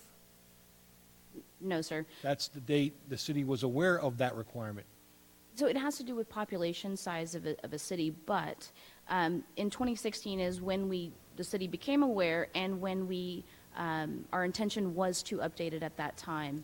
And we did for police, again, just not for fire. And so that's why we would be going back to that date, because that's when we were intentionally trying to make the change. Okay, thank you. Council, any other comments? No? Do we have a motion to approve the resolution? Make the motion. Motion made, okay. Second. Okay, motion was made by Councilmember Scott, second by Dalla. Council, any other comments? If not, let's call for the vote. Aye. Aye. Aye. Aye. Aye. Aye. Aye. Okay, 7 ayes, no nays, motion passes. Thank you. Okay, next is item number 13, presentation of city-owned properties in Freeway Manor and the proposal of future property acquisitions. Mr. James. Thank you, Mayor. Again, I'll give a little bit of background on this one. Freeway Manor, as some of you may or may not know, is the name of a subdivision plat up off IH 35 as described in the staff report. It was platted in the 1950s. Staff refers to it as a paper subdivision because while the plat was filed, and at that time was filed as a piece of paper as opposed to electronically, none of the infrastructure was built. And so again, you may have people think, oh, here's this lot. I'd like to move up to this area, you know, north of San Antonio and build a house. They buy it, they show up and realize there's no road, there's no water, there's no sewer. So we have a few of these in our community. We have the property off Schertz Parkway in Wiederstein, both sides, and then we have this one as well. At some point in the past, and I'm not sure when it began, the city began acquiring properties out there. The concern is that these properties, these lots, can be legally sold because they're lots of record, and they're under a bunch of different owners. And so people have owned them for a long time. Most haven't done anything with them because we won't issue permits because there's no water and no sewer and no streets. And the area just languishes and creates challenges for the city. So at some point in the past, the city said, you know, we should start maybe buying these. Now, again, you'll notice one of the properties has city water tower on it or tank on it, and so we have city facilities. But the rest of these, it was sort of a kind of a thing we worked, EDC staff kind of took the lead on, and we would acquire these properties as they came up for sale. So either they'd be foreclosed on due to lack of taxes being paid, they'd be sold on the courthouse steps. We would send a staff person down there and say, hey, look, here's how much you can go up to. If you can get it for this amount, buy it. Or we'd be approached by owners who'd say, I've got this piece of property, or my aunt who passed away had this piece of property, can't do anything with it. Does the city want to buy it? And so we would buy them that way, as I understood it, as opposed to really aggressively trying. And we basically tried to pay very little for them. Generally wouldn't pay beyond what the county showed the assessed value to be, or the counties, because parts in Guadalupe, parts in Comau. And it's been a number of years since we've acquired one. I actually, in preparing for this, realized that in 2017, we were made aware of one coming up as a foreclosure sale on the courthouse steps. We sent somebody down there. We were authorizing them to pay up to $1,750, and the property sold for $2,000. But the thing that happened is, at some point in the past, we kind of looked and said, what's really our plan with this? Why are we doing this? Until we have a plan, doesn't kind of make sense. Let's put a pause on it. This issue has come up again, in part because we get contacted by folks either saying, hey, the city owns this piece, do you want to sell it? Or, hey, I'm looking to sell this piece of land, does the city want to buy it? And so the idea was to come back to city council to really get direction from you tonight, or a feel, or understand what additional questions you may have. But the idea, I think, at the time, and I think where staff kind of is at this point, is because of the nature of the property, the lack of infrastructure, the multiple different property owners that you've got throughout there, that really there isn't likely to be a developer who has the patience to acquire these properties as they come up for sale to really do anything with, it would be a really, really, really long time for that to occur. The city, we've been around a long time, and we're going to be around a long time. So 50 years, 100 years, maybe not in this room, but there'll be a city council running the business of the city. You'll have residents with the issue they have, and we'll still have this area up there. And so the idea is that because the city has the patience, what staff has come on forward with a recommendation is that we would propose to come back to you with a resolution that would authorize staff up to a certain amount of money a year, up to a certain amount generally on a property and not beyond a certain small percentage of the assessed value. Again, we're not going to make anybody rich buying their property, pay what we can, but that we start picking these up again as they come up. That then puts us in charge of our destiny. We can either hang on to it for a really long time till we can acquire most or all of them, or if we had a developer come in and say, hey, I've acquired a few of these, I need some more, we could use it as an economic development incentive, we could sell those or things like that. But the idea is, I think the concern staff has is, if we don't step in here and intervene, likely this problem will exist for many years going forward. And so while it won't be solved anytime soon, we don't think, because again, we're not proposing that we go out and contact all the owners and offer to buy it. We're really taking a passive role. As we see them come up at the courthouse steps, as we get contacted, we would pick them up. Again, much like the policy before, at some point we may be 5-10 years down the road and say, hey, we need to change course, be different. But that's what staff is looking for direction. Again, some questions we had on this is, I'm not sure how much the city paid for these. Again, the appraised values on these were generally between $1,500 a number of years ago. Right now, they tend to run the gamut between maybe $35,000 and $15,000. I assume it's kind of based on the size, but not entirely sure why some are more highly valued the land than others. Again, you know, we do have some structures out there that people live on. Again, there's a long history of when did they build, not really sure, how are they being served, not entirely sure on it. It's just one of those areas that, again, since the 50s, people have owned it. There's not infrastructure, not easy to get back, so it creates some challenges for us. And so again, what staff is looking for tonight is direction. If you feel like there's merit to this, we'd like you to give us direction that, yeah, there seems to be merit to that, but here are the things we would have concern about. Don't want to be spending $250,000 a year on it. And then we can go back and either pull more information to answer more questions or spend the staff time to kind of flesh the proposal out, understanding devil's in the details. You may think it's okay. When we have it, you may look at it and go, you know, now that I know this, I'm not okay with it. But again, that was the idea, is to kind of broach the topic. Thank you, Mr. James. Council, floor is open for discussion. Councilman Floor recognizes Councilman Brown. Okay, thanks for that. And economic development was purchasing those for a while until they were told to quit. And again, you know, the prices were, like you said, very reasonable.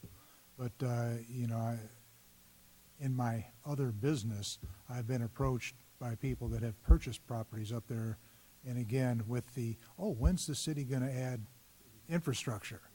And I say the city's not going to add infrastructure. And they go, well, you know, what do we do with this? Why did we buy it? Yeah. Yeah, but you know, it's money laundering. You know, people think that they're going to make a buck on some of this stuff, but at the same time, it's a blighted area. If you've not driven by there, don't go at night. Drive with a four-wheel drive, and it's pretty nasty. I think it's in the best interest of the city to take a little bit of control of our destiny. I would confer with economic development again, because it is within their wherewithal to land bank a little, as long as there's a budget put into it. I know it's up to the board there to set those parameters, but I think it's really in our best interest because of the blight that this has the potential to add to the area, just as we are going now through a developmental increase, you know, along 35. You know, this could be a real ugly thing, and the more that the city could add to it, the more we'll reap in the long run. Okay. Chair recognizes Councilman Larson. All right, so I have a few questions because I guess I don't understand. I don't fully understand the problem, and I don't fully understand how the proposed solution is a solution. So I'm looking at the map. Those roads are those city roads. It is dedicated right-of-way. Okay. City It's like right-of-way. dirt And one other It's thing. not a road. It's dirt, if that. Okay, and so when we talk about blighted, can you anecdotally give me what do you mean we say it's blighted area? So here are a couple things that we have. Again, some of it just looks like undeveloped land. It's much like you drive up Wiederstein between Freedom and Schertz Parkway, and you look off to the side. It's kind of wooded, overgrown. There's nothing really wrong with it. There are deer and things that live there. But one problem that we have back here is because you do have these cleared paths of kind of compacted ground, is folks can drive back there. You can get back there. It's a good spot for illegal dumping. Pull in a pickup truck, you got a bunch of stuff in the back, you pull around, you dump your stuff, you drive on. We'll get complaints occasionally, I think, have come up from neighbors in the adjacent subdivision have said, hey, what's that stuff over there? Kind of if you have illegal dumping. Because it's not like a regular neighborhood with paved streets, staff isn't regularly going up there to do normal business. And so, for example, we'll see illegal construction activity occur. Residents may call us. We'll have staff drive by, and it may not be building inspections. It may be code enforcement happens to be there. Maybe a parks crew drives past going, what are they doing at that house? Somebody give them a holler, let them know, make sure they have a permit. They don't tend to have as much eyes on this area because of that. And so, again, you see a hodgepodge of activity that goes on that's likely not permitted, that becomes a safety issue. It's not even clear to us how some of the structures that appear to be occupied are even served with water or sewer. It just creates those sorts of issues. So illegal dumping, activity that's, we haven't done our inspections, you can't assure it's safe. Things like that is where it creates a problem. So I guess, and I understand that, I guess I don't understand how the city purchasing lots solves that problem. It doesn't. And I will say this, in some ways, and this again, if you're open to it, we're going to come back and be very clear. Look, every time the city buys property, it does a couple things. It takes it off the tax roll, and not that we get a lot of revenue from these because there's not a lot on there, but it then becomes our responsibility. So when somebody says, hey, somebody dumped a couch over there, we normally go to the property owner and go, hey, sorry, somebody dumped a couch. You're responsible for picking it up. We own it. We have to pick it up, so there's a cost to it. So what I would say is, in terms of some of the issues that Councilman Brown described in terms of illegal dumping things, that's something that we would have to take a separate effort to address to say, hey, look, we're really going to need to crack down on this. We're going to, some cities in San Antonio was there, we'd install cameras to catch folks illegal dumping. You would block off some of these pathways, post people out there. You have to get aggressive. But this is really the issue, and so this maybe kind of goes back, I'm sorry to be long-winded, how it fixes it. The concern on this is, without the city going in and putting in infrastructure, millions and millions of dollars worth, we don't see development occurring there. It's just not, it's cost prohibitive. And because of the multiple owners, it's not likely that a private developer is going to assimilate those properties, doesn't have the power, and so that this conversation at council will be occurring in 5 years, in 10 years, in 20 years, because of how difficult these obstacles are. And so the idea is that the city can acquire those properties. And so, for example, if we acquired all the properties on a section of one of the streets, so if, for instance, we bought all the properties back here, we in theory have the ability, through going through a process, to abandon the street or block off the street, and now people can't get back there to illegal dump.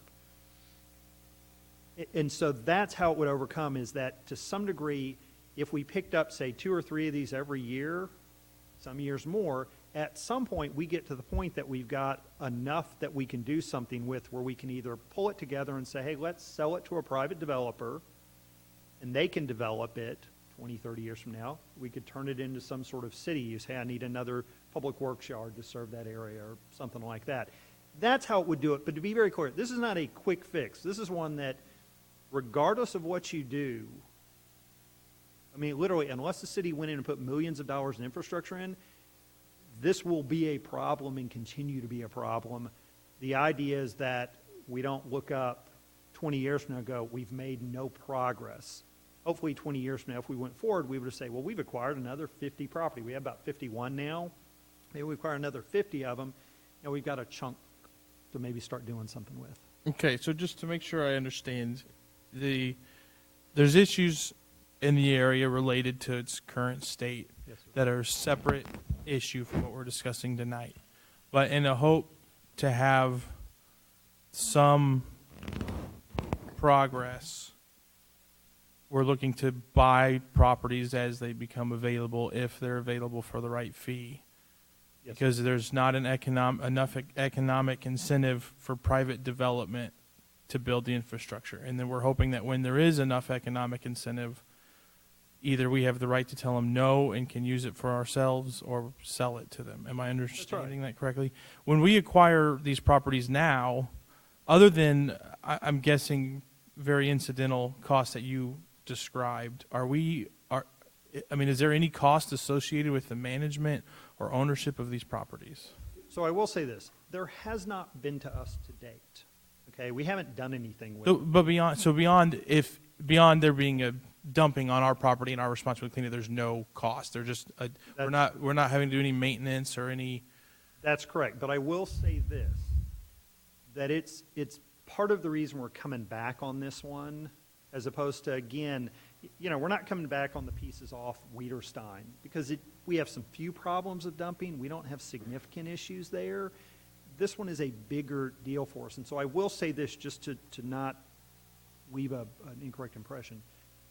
We really probably should, as the city, need to be dealing with the illegal dumping on our property, because if we're not cleaning up our property, it really sets a tone, as well as dealing with the right-of-way. So I want to be clear, I would expect that if we went forward with this, and when we had that proposal, we would have a proposal like, here's how much we think it's going to cost us to keep city-owned property the way we expect private citizens to do it, so that we're setting the example for folks, and that may be significant. Well, okay. And excuse me, my brain's working slower tonight than normal, which is already pretty slow. But let's just take a pause. Hopefully, this is within the realm of this agenda item. But are the issues that we're seeing there in terms of illegal dumping currently happening on properties that the city owns? I would say so, yeah. I mean, I think it's, because again, and I will say this, we've owned these for years, maybe even decades, and there's not a lot of use. So with the exception of the property for public works, for public facilities, they do a pretty good job keeping theirs. They're not driving up, public works crew has no reason to drive up here and look at this piece of city-owned property. Wouldn't expect them to. They got other stuff to worry about. And so, again, what I would say is that if we're going to say, yeah, let's re-undertake this effort, and even if we said we didn't, and the direction wasn't sell them, we need to change our behavior in terms of how we maintain our own property. Yeah, okay, that's where you're confusing me, and I'm not going to blame you for it, but a little bit, because I feel like you're saying, hey, this is the problem that we have. We're recommending that we change or go back to purchasing these because that'll help fix the problem, but really the problem is unrelated and it's already on city property. We should be addressing that separately anyways. Well, I think we have two problems, so let me offer this up if you, and maybe I'll try to be more clear. So you're right. Unrelated to this, we have the issue of, and I hate to use blight because that's sort of a defined term and kind of findings and things that often go with that, but the challenge we have up there with illegal dumping, construction activity, illegal grading, things like that. We've got these challenges that we as the city can take a greater interest in and focus on and reduce the amount that's happening, even if we don't change the way we buy property. The separate issue is the fact that we have a paper subdivision up there with probably 100, 150 different owners that don't have the ability to develop the property because it's cost prohibitive due to lack of infrastructure. And that one is we'll have this area that sits up there that people buy not knowing and don't realize, and that frankly it will constantly be an enforcement issue for code enforcement that we will spend money because of the fact that it's parceled out, which is why this is different. It's not like a farmer that owns 100 acres. He owns the whole thing. It's in one piece. He owns it. We've got one owner to go after. He can choose to sell or not. That's the challenge this creates for us. So unrelated, but Well, I guess one of the challenges that I'm having is I feel like it's more, and I don't know, this is where you can correct me on, but there's nowhere else for people to go. I mean, that property 15 years ago, it didn't mean anything. Now everything's built up, right? So the economic value of that property for a developer theoretically is going to increase over time because they're going to run out of other property to develop. And so is the economic opportunity, I guess I don't see how the economic opportunity is more likely to be realized when the city owns the property as opposed to the hodgepodge of owners that currently have it. I do understand that there's currently an economic barrier, but as that value goes up, and so that's, I guess, the challenge the challenge I'm having is I feel like all of the problems that have been described tonight, I agree with, are problems that need to be addressed. I don't see how purchasing the property solves those problems. And I get there's a part that says, okay, in 40 years, maybe we've acquired enough property to sell a tiny portion of it to a developer. And for me, that's twofold problems. One, that's maybe. Two, that's assuming the economic value of that land hasn't increased enough to justify private investment by 40 years. And three, I don't know that there's a desire or political will for a city council to sell green space to a developer. So if the city came back and said, hey, we have a plan, if we acquire enough property, we can create this into green space, that's a conversation. That's not the conversation we're having today, which is why I'm confused. So let me hit that if I can, Rook, if you don't mind. So very clearly in terms of the green space, yeah, it's one option, and again, didn't mention it, but we could acquire this. We likely would not put it under the Parks Department and would not acquire it as parkland because that comes with certain restrictions, and I'll look to the city attorney to nod, that once you kind of set that path, it's hard to change that course. Again, working in San Antonio, we had that problem over by the Hayes Street Bridge. So we wouldn't want to go that route. We want to leave our options open. But here's the other alternative that you could see, and again, it's a policy issue probably for maybe some of you, but maybe different council of, we've gone 20 years on this. We've picked up 75% of the properties there. Could be. That may be a lot. That may be great. And council says, we really are short this big park, this central park that we need for our community. We've been trying to buy these things. So let's get more aggressive with trying to buy them. And maybe we buy another 10%. So there's 10% out there that folks won't sell. At that point, you could have findings and you could choose to use eminent domain and you could condemn and you could turn this into a park. Comes with restrictions. That's an option that could happen with this. Again, that is not the path staff is recommending we go down. What we're saying is let's start acquiring, and then at some point, I guess what I'd say is we've carried this problem forward, hopefully made it less of a problem. So now we've handed less of a problem to a future council as opposed to sort of, and not that there's anything wrong with not doing, because that's a valid policy choice, I don't want to say that, but have a future council look and say, oh, in hindsight, if they had knew what we knew, maybe they would have acquired it and we'd have a more manageable problem because we went on more properties. That's the logic, but certainly valid for you to go, look, this is a mess we don't need to get in. We got roads we need to fix, we got this we need to do, we got that need to do, we got limited staff. I guess I'm taking probably too long on this. There's a couple things I'll say to finalize. Is one, Councilmember Brown indicated that in the past economic development has taken the role of purchasing these properties, which certainly seems better. I don't know that I love that either, but it certainly seems better than a general fund expense. And I know that the expense of it is negligible. The biggest issue I'm having is it sounds like the majority of the problems are problems that we probably need to invest money in fixing separate from purchasing property. And I personally am not convinced that the purchasing of properties as they become available has anything to do with solving the problems that are causing us the most pain.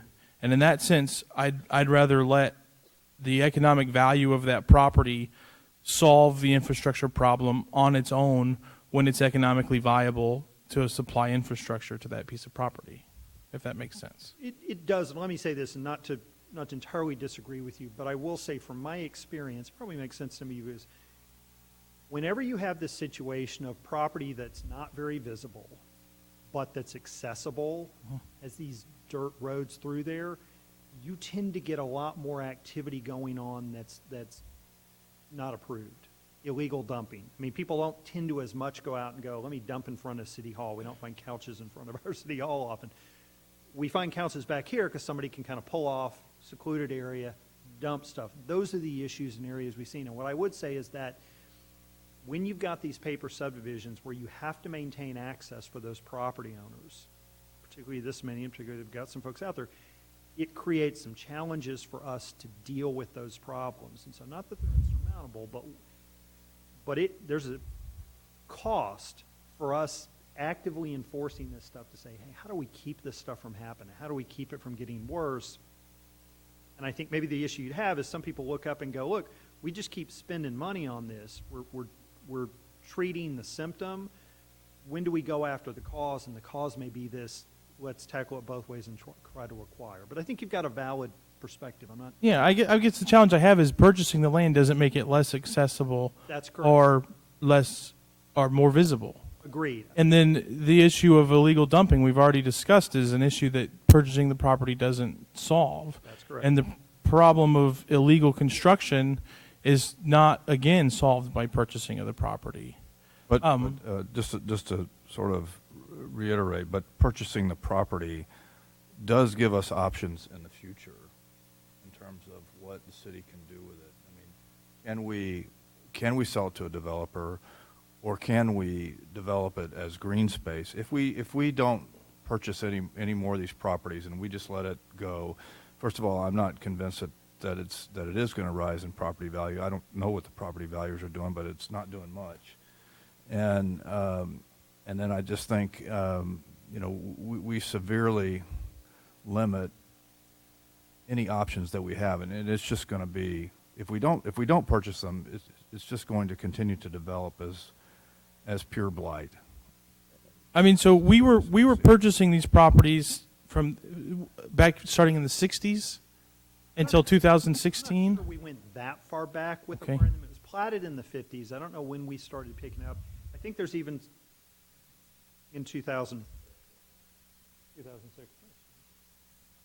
So we weren't purchasing these properties until 2006, you said? And then we bought them from 2006 until 2016, so 10 years? Maybe about that. The last one we tried to buy, I think, was in 2015. And I think, and again, I know we've had a lot of, for staff kind of going, hey, how did we do this who weren't here? Was it EDC funds being used? Was it city funds being used? Was it EDC staff who kind of took the lead of going down to the courthouse and negotiating? But they're in the ownership of the city, not of the Economic Development Corporation. And I guess, I mean, it's just such a challenge to me because I feel like maybe I'm taking crazy pills here, but we had the same issue on Main Street where we're saying, oh man, if we just acquire these properties and we can have all these options and we can do all these great things, but people don't want to sell, or they don't know they have it, or we don't know who to get a hold of. And I mean, even here, 10 years of work, what can we do with what are our options with any of that property? I mean, there's no question that it's a challenge either way. I mean, we're going to be faced with a challenge either way we go, and if you all decide, there's no wisdom in acquiring these properties, we're just going to get what we got now. Only it's going to get worse. Well, I guess let me summarize with this. We're talking about very small amount of money to purchase these properties. So I think what staff would recommend is maybe saying, look, let's earmark $50,000 a year for it, and that we would pay no more than even the assessed value is what my initial reaction would be. Not selling it, here's what it is. And haven't looked at every one of them, but you've got some of them that are $3,500, some of them that are $10,000, some of them that are $15,000. I wouldn't even say $15,000. Again, there's no rhyme or reason to me why some are valued more than others, because again, most of them are virtually worthless. You can do nothing with them. And again, so I'm not even advocating paying $15,000 for those. It would be coming in and going, look, I'll give you $3,500 for it. Right? It's assessed at $15,000, I'll give you $35,000. So what we would do is set a cap of say $50,000 a year. We would put some constraints that staff had the leeway in terms of how much we could pay for them relative to the assessed value, and we would start acquiring it. But yeah, this is not intended to be $250,000. I wouldn't assume that. We don't get that many feelers for this. We may, if we made a big deal of, hey, we're willing to buy, we may get more the first year. But we were at it for 10 years maybe, and we got 50. wasn't a whole lot. So you're thinking a small amount, like $50,000 a year. And then, just to clarify, I know you answered this before, but when we acquire these properties, there's no additional ongoing costs associated with owning the property unless it's to remediate a problem that would have otherwise existed. Yeah, and again, let me ask this sincerely, and I'm not, is there something you're thinking of that may be a... Well, no, I don't get, I feel like the problem that's been addressed, that's been discussed, and the solution that's being offered are completely disconnected. But we spend more money on that on things that are more wasteful. So I guess if it means I don't have to hurt my brain on this anymore, I'd be okay with it. But I appreciate the helping me understanding more. Thank you. I don't think you understood. Floor recognizes Councilman Hayward. I just wanted to just make, I guess, pretty much a comment or a statement. I think it's not just illegal dumping that's happening there. There are people that live there. They have generators. Now, where they get their water from is beyond me. I have no idea. And I know that people live there. There are people that hear generators going at night. So it's not just illegal dumping. There are, if you look at Google Earth, some of it may not even show all of it, but there are structures, and some of the structures you have to ask yourself, how is someone living there? But there are people that are living there. Some of them, when I drive by there, you see nice trucks driving up there, but you're trying to figure out where they actually live and what they're actually doing. So it's not just illegal dumping. I've had different people text me and contact me based on information, and then there's rodent problem. Folks that live along where that is, it becomes a problem for them at certain times of the year. They don't call so much as because I guess in the past they got there's nothing we can do because we can't see it from the road, so therefore we couldn't do this, or whatever their excuse, whatever the reason was that was given, they weren't happy, so they stopped complaining. Once I got on council, I started getting some of the complaints and looked into a few things. The other thing is I look at it as a economic viability. That property at some point is going to be valuable to the city. And we have to think about, like in the past, years ago, way before I ever was here, other people probably was here. I've heard the story of the mayor that wanted to acquire property along the 35 to make sure that Schertz is viable. I think we just need to continue going forward to make sure that we're viable and we're not giving people in the future an issue that we could have solved by taking care of this, because I believe the more properties we own, then you can close off some of those roads. Those roads, if you look on Google Earth, they are defined. People are driving them. They have wonderful names, by the way. And I think as we acquire them, certain areas we can block off to keep people from dumping. But it's more than just a dumping ground. I can tell you that for sure. Okay, floor recognizes Councilman Dollar.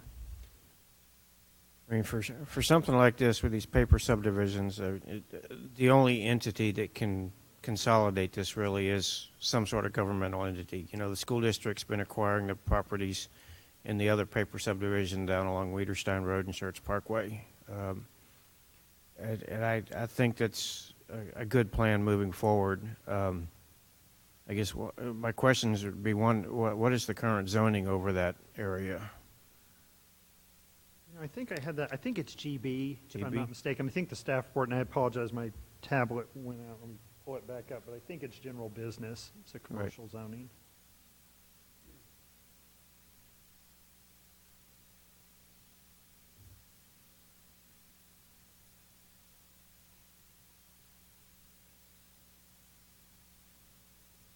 Thank you, sir. Yeah. So then, other questions that come to mind would be, you know, how many lots are out there? How many more are there to acquire? You know, what's the total acreage of all that if it's consolidated?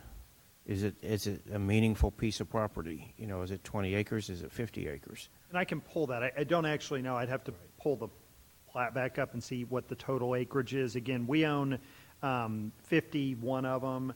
But I can do a written update for next meeting with that. Certainly, and And then I guess the final question is, what would be an exit strategy? And obviously we can't make a final decision because we won't be the ones around to make that more than likely before we acquire all these properties. But I would have some concerns for the adjoining neighborhood there that, GB and something coming in that category that may not be necessarily compatible to be that close to a neighborhood. And so, if we were to acquire it with the intention of selling it, how are we going to make sure that we don't do something that's very disruptive to the folks that are next door? So let me kind of touch on that. So certainly, again, the city has the power to rezone. And, we've had this issue in conversation. The zoning doesn't match the comp plan. Maybe the comp plan's a bit outdated. And so certainly we could rezone to something else. Council's got the ability to rezone. Again, I believe the city could impose deed restrictions on it that we could sell, that we would enforce as a private matter as well. So we could dictate what goes forward. As an economic development tool and incentive, if we owned it and we said, hey, let's enter into agreement, we've got much more ability with using this as an incentive to dictate exactly what happens with it kind of going forward, which is why city buy property for industrial park, or if they need affordable housing, they'll buy and enter into those sort of deals going forward. I will say this, though, that I think one of the challenges, while we could probably find somebody, if we sold it at low enough price, somebody who'd buy it, I think one of the challenges is this is one that if we kind of go in, we're kind of in it. I mean, again, I think we see that with what we bought. We bought these, we got 50 of them. We're kind of not in a good place now because we haven't decided to sell. We didn't decide to go forward, and that's certainly not council's fault or anything, but it's probably one where if we jumped in, we would say we need to be ready to be in this thing for the long haul. And councils may change, but yeah, that we would expect, hey, here's a presentation 20 years from now. Here's the status of our acquisition of Freeway Manor. Chair recognizes Councilman Scagliola. Yeah, I'm probably the only one up here who actually remembers the how and why of this particular discussion. And it is interesting that Councilmember Larson brought up some very, very important points that were asked about 10 years ago or so.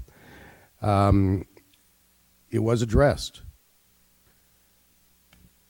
Is there a solution to this? Well, we weren't really looking for a solution at the time. We were looking for a strategy.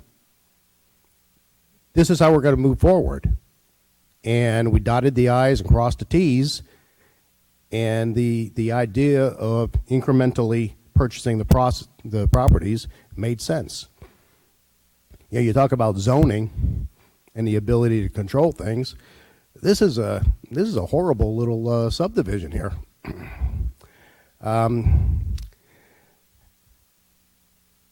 How do you protect yourself so you don't make it worse? It isn't ideal.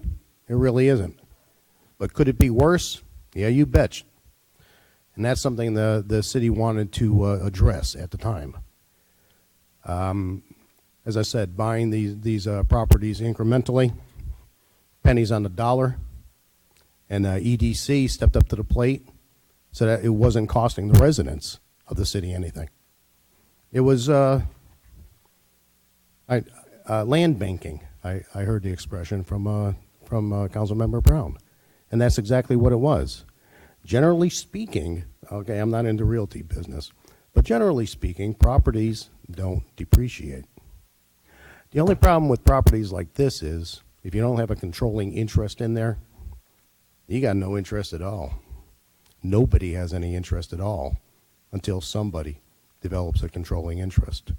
And perhaps incrementally, the city could develop the interest, develop more and more of these properties, and then eventually come up with a viable strategy to go forward. I say we continue to go forward, but I'm also, I hear Councilmember Hayward talk about the situation there, and something I'd like to see done. I don't know what the city ordinances are about people living off the grid within the city of Schertz. There is no water, there is no sewer, there is no electricity. I don't know what our ordinances say about that. It worth looking into. So there's a couple of problems going forward. One is the strategy. Do we keep buying the homes or keep buying the properties out there? I think it's a good strategy. I like the way you presented it. Set a dollar amount up to that amount. I don't like discussing how much we're willing to pay for a piece of property into an open mic. That kind of gives away our strategy a little bit. But yeah, we know basically what these properties are worth, and hopefully we'll know what the future value of these properties are, and that should dictate how much we spend. So that's one. The second part is, hey, how do we deal with the code enforcement in the area? You talked about the illegal dumping. I'm not going to call them squatters, because if it's their property and they have a right to live there,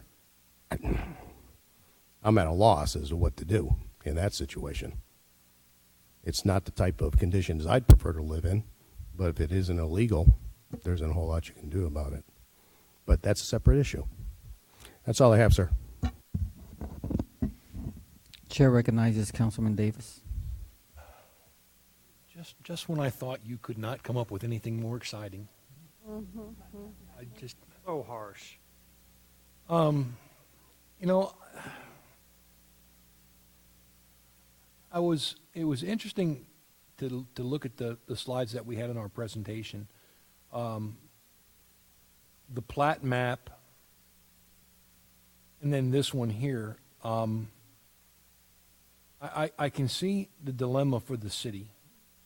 This is zoned general business, and yeah, I can see how nobody in any category would want to take this challenge on. I mean, a commercial developer is not going to go in there and deal with all these individual plats. A residential developer is not going to come in here and do anything with this. It looks as though, and I agree with Councilman Larson. I just don't. The city's already on a path, and I think, unfortunately, and I say unfortunately because of that path we started on, I don't think we have any logical choices other than to continue on this path. There is some data that I would like to see, and none of the stuff that you have in here, I think, does it justice. But I agree with Councilwoman Hayward. While we've been talking about this, I've been bringing this up on Google Earth, and I'm just astounded. I mean, I don't think I can find anyone. This picture here does not do it justice. I don't think you can find any section. If you go back to the one with all the streets in the blue, I don't think you can find any section out here that is not a dumping ground. I mean, I'm looking at it on Google Earth, and I'm seeing trash and limbs and piles of tires, buildings that I'm astounded to think that someone's actually living in them. There's at least 2 or 3 sections where I would say it looks like it's a junkyard, an actual standing junkyard on Holly Lane and Pine. So as our city grows, this is great. If you can bring this up on on the big screen, I don't see how this is any value to our city, and how anything will ever get resolved unless we stay on the current path.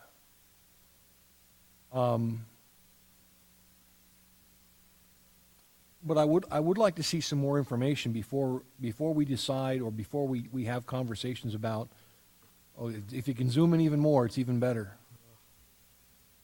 That section right there in Pine, and I mean, it's astounding. Yeah. The amount of debris and junk, and as you go into the wooded tree lines, you zoom in, you can see piles of it's just everywhere out there.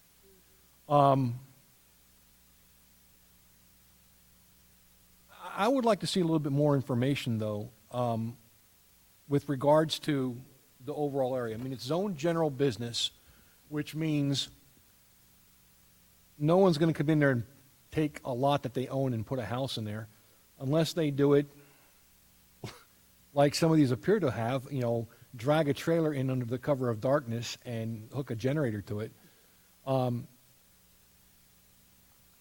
Going forward, I would like to see some more information, specifically, how many lots are we talking about? 248, I'm sorry, I apologize. So there are 248. So there's 248 lots that We own the city, 51. that the city does not own. There are 248 total. The city owns 51, so they're about 198. But we'll do it. We'll provide more information to you, yes, sir. And it's just under 70 acres total. And I apologize. The map that we had in the agenda had the plat map that showed the blue city-owned ones. This one? Yes, sir. I'd like to see, of the other plats that the city does not own, how many of them are, in theory, have a residence on them, versus it's a vacant lot. So the number of lots that we don't own, the number of ones that have actually someone living on them, and I guess I would encourage that at some point we have a Building and Standards Commission that I think this would probably be applicable to with regards to whether they're habitable or not. And then I would like to see a city strategy or a recommendation from the staff on the long-term cleanup plan for this collection of parcels. I'm not sure. You know, I'm not sure that picking up a parcel haphazardly when one happens to fall onto the tax docket for being arrears in their taxes is the way to go. If you look at what we've got there now, we've got parcels throughout the entire area. You know, looking at it from Google Earth, I equated it to our problems at Crossvine, or not Crossvine, I'm sorry, Crescent Bend. When we first picked up the Crescent Bend Park, we had a large area that had a lot of roads like this that people found it convenient to dump stuff. And it wasn't until we turned around and put in the bollards and the cables and sort of locked things down and limited movement. So, you know, I would rather see a plan going forward of how do we start bracketing this out if we're going to go on this path. If we're going to step in fully, don't dunk a toe maybe? Yes, let's come up with a plan so that we're moving the ball forward and we're not just picking up, you know, disjointed pieces of property, that maybe we go out there and do a concerted effort so that we can bracket it out and start locking down the areas so we can do something cost effective, you know, concrete blocks, bollards, whatever, to start limiting this kind of dumping area. You know, I don't, you know, I'm not a big fan of taking city tax dollars on this, but I don't see any other way to get this cleaned up. And the reality of it is it's an investment of one of two things. It's either we're land banking, and then at the future, we're taking an area that's prime real estate along the 35 corridor for general business or commercial development if it's joined versus disjointed. Or, you know, as we worked on the Parks Master Plan, if we decide we want a place for a large park area, you know, we've got one that's projected with the hilltop on the other side of Homestead. That's a nice big open space, but one of the things that we talked about in the Parks Master Plan back in the day is where do we put in the next set of ball fields, soccer fields, those large areas like that. We're running out of that kind of space. You're certainly not going to go over across the street on 35 where someone's got 95 or 120 acres and pay that price that it's all one contiguous piece. Try to put in ball fields. You know, this I think maybe is a it's going to be a painful process, but I think it's eventually a win-win for the city. It either gets us a contiguous piece of area where you could look at open space and protect it, or a combination of a conjoined general business area. Because obviously, you're right. There's nothing you can do in this parcel right now in its current configuration with multiple owners. So I'd like to see the data of how many other owners and parcels we're dealing with. If we can run the numbers of what their approximate value is, you know, maybe this in the future is maybe even a bond issue that we talk about going forward of acquiring this land. Okay, and that makes sense. I think, you know, what staff wanted tonight, again, was to get a feel from council, if it's worth staff doing this effort to pull together a more detailed proposal and maybe a couple options how we tackle it with the additional information. And so what I've generally heard is there's enough merit to it to have staff do that work. We shoot to come back 2 to 3 months with that information. Okay, Chair recognizes Councilmember Larson. I just want to follow up. I know you're getting hints, but I want to follow up with what Mr. Davis said. I feel a lot more comfortable with the strategy he outlined than I do with the just random what comes available. I would rather spend more money to buy a strategic piece of property than just randomly collect parcels and hope that the chips fall appropriately. Because I think that makes more sense. Then we're actually fighting towards a path. We don't have any more control than we do before, I guess. But we're at least putting money in where we know where we're going, if that makes sense, as opposed to just, hey, it's available, let's go see if we can get it. Well, if it's way over here all by itself, it doesn't move us anywhere. And then at the same time, if there's one spot that says if we buy this piece of property, we can close off a section. Well, okay, I don't care if you spend a lot more money to get that piece, if that makes sense. So that does, let's come back with a few strategies. I think that's a very good proposal and makes a lot of sense. So I appreciate that. Yeah, good idea. Okay, no other comments? There's no action to be taken on this item, so we'll move on to number 14. Okay, the chair recognizes Assistant City Manager Charles Kelm to provide the status on the vehicle fleet. Good evening, council. Again.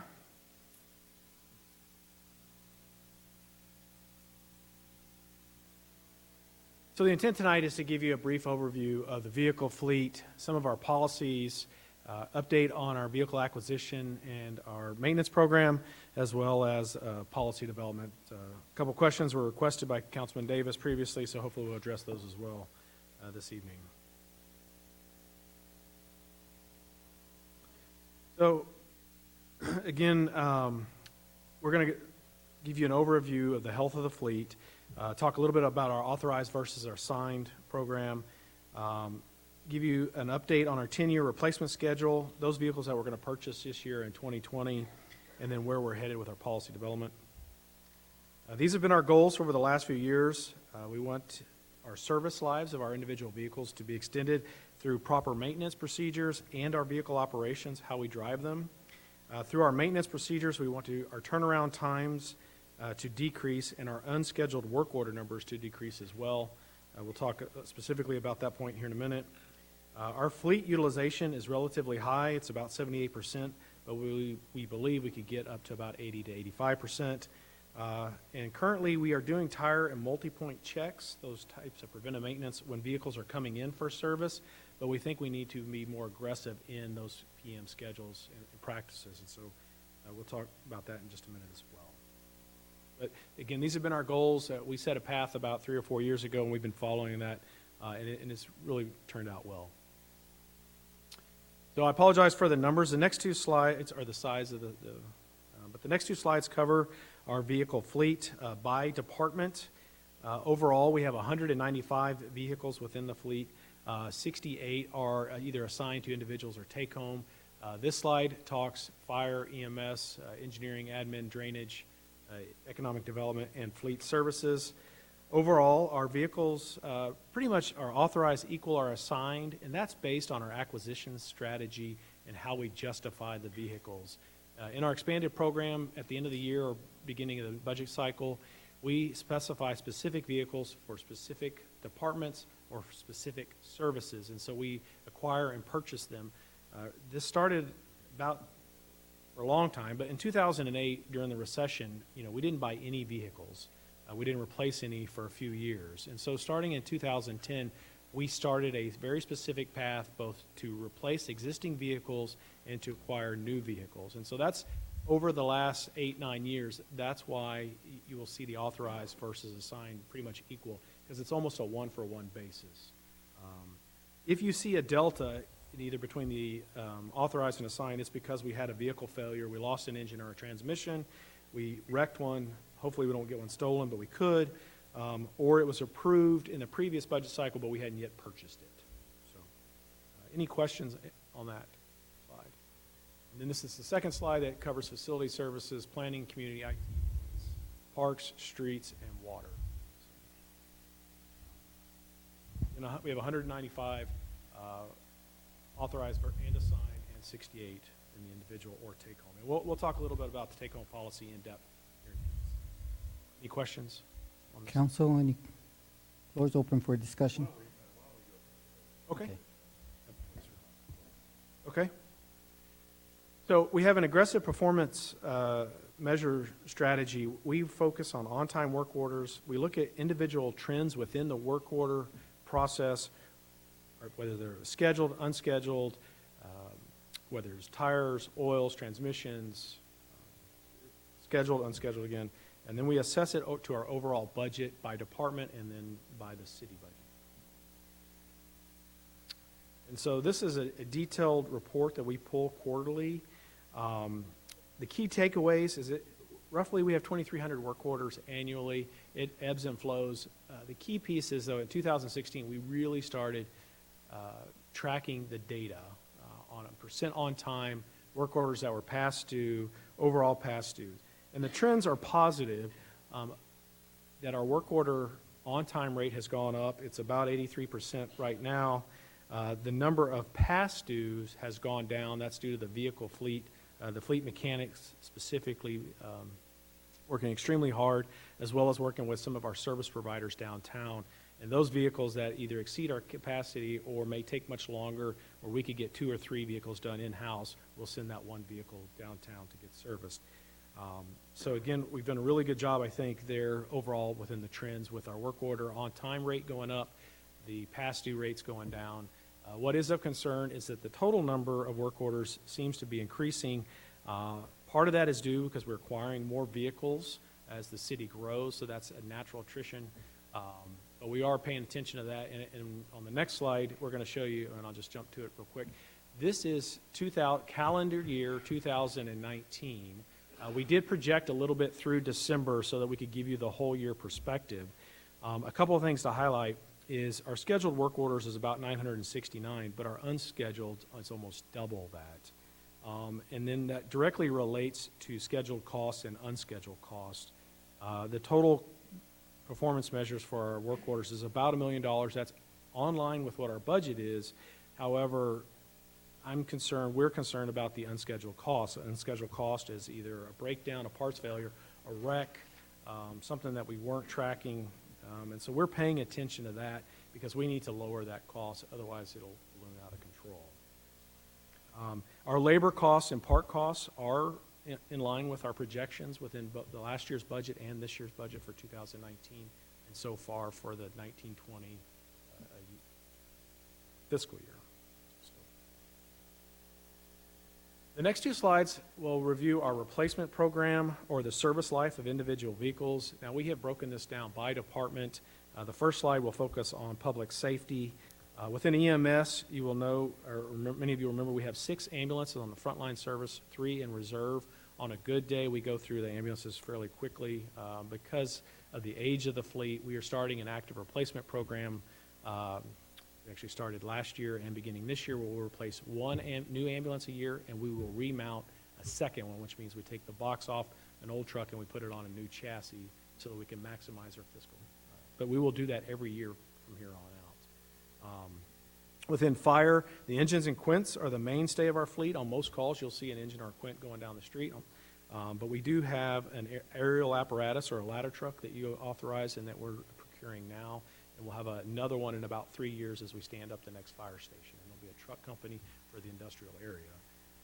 Chief Long has done a great job with an aggressive grant program, so we work the grants in the fire department quite a bit, as well as EMS and PD, but we've had the most success in the fire department. PD, I'm really excited, and we're going to drill down in the take-home policy, but they are a data-based program for their entire fleet.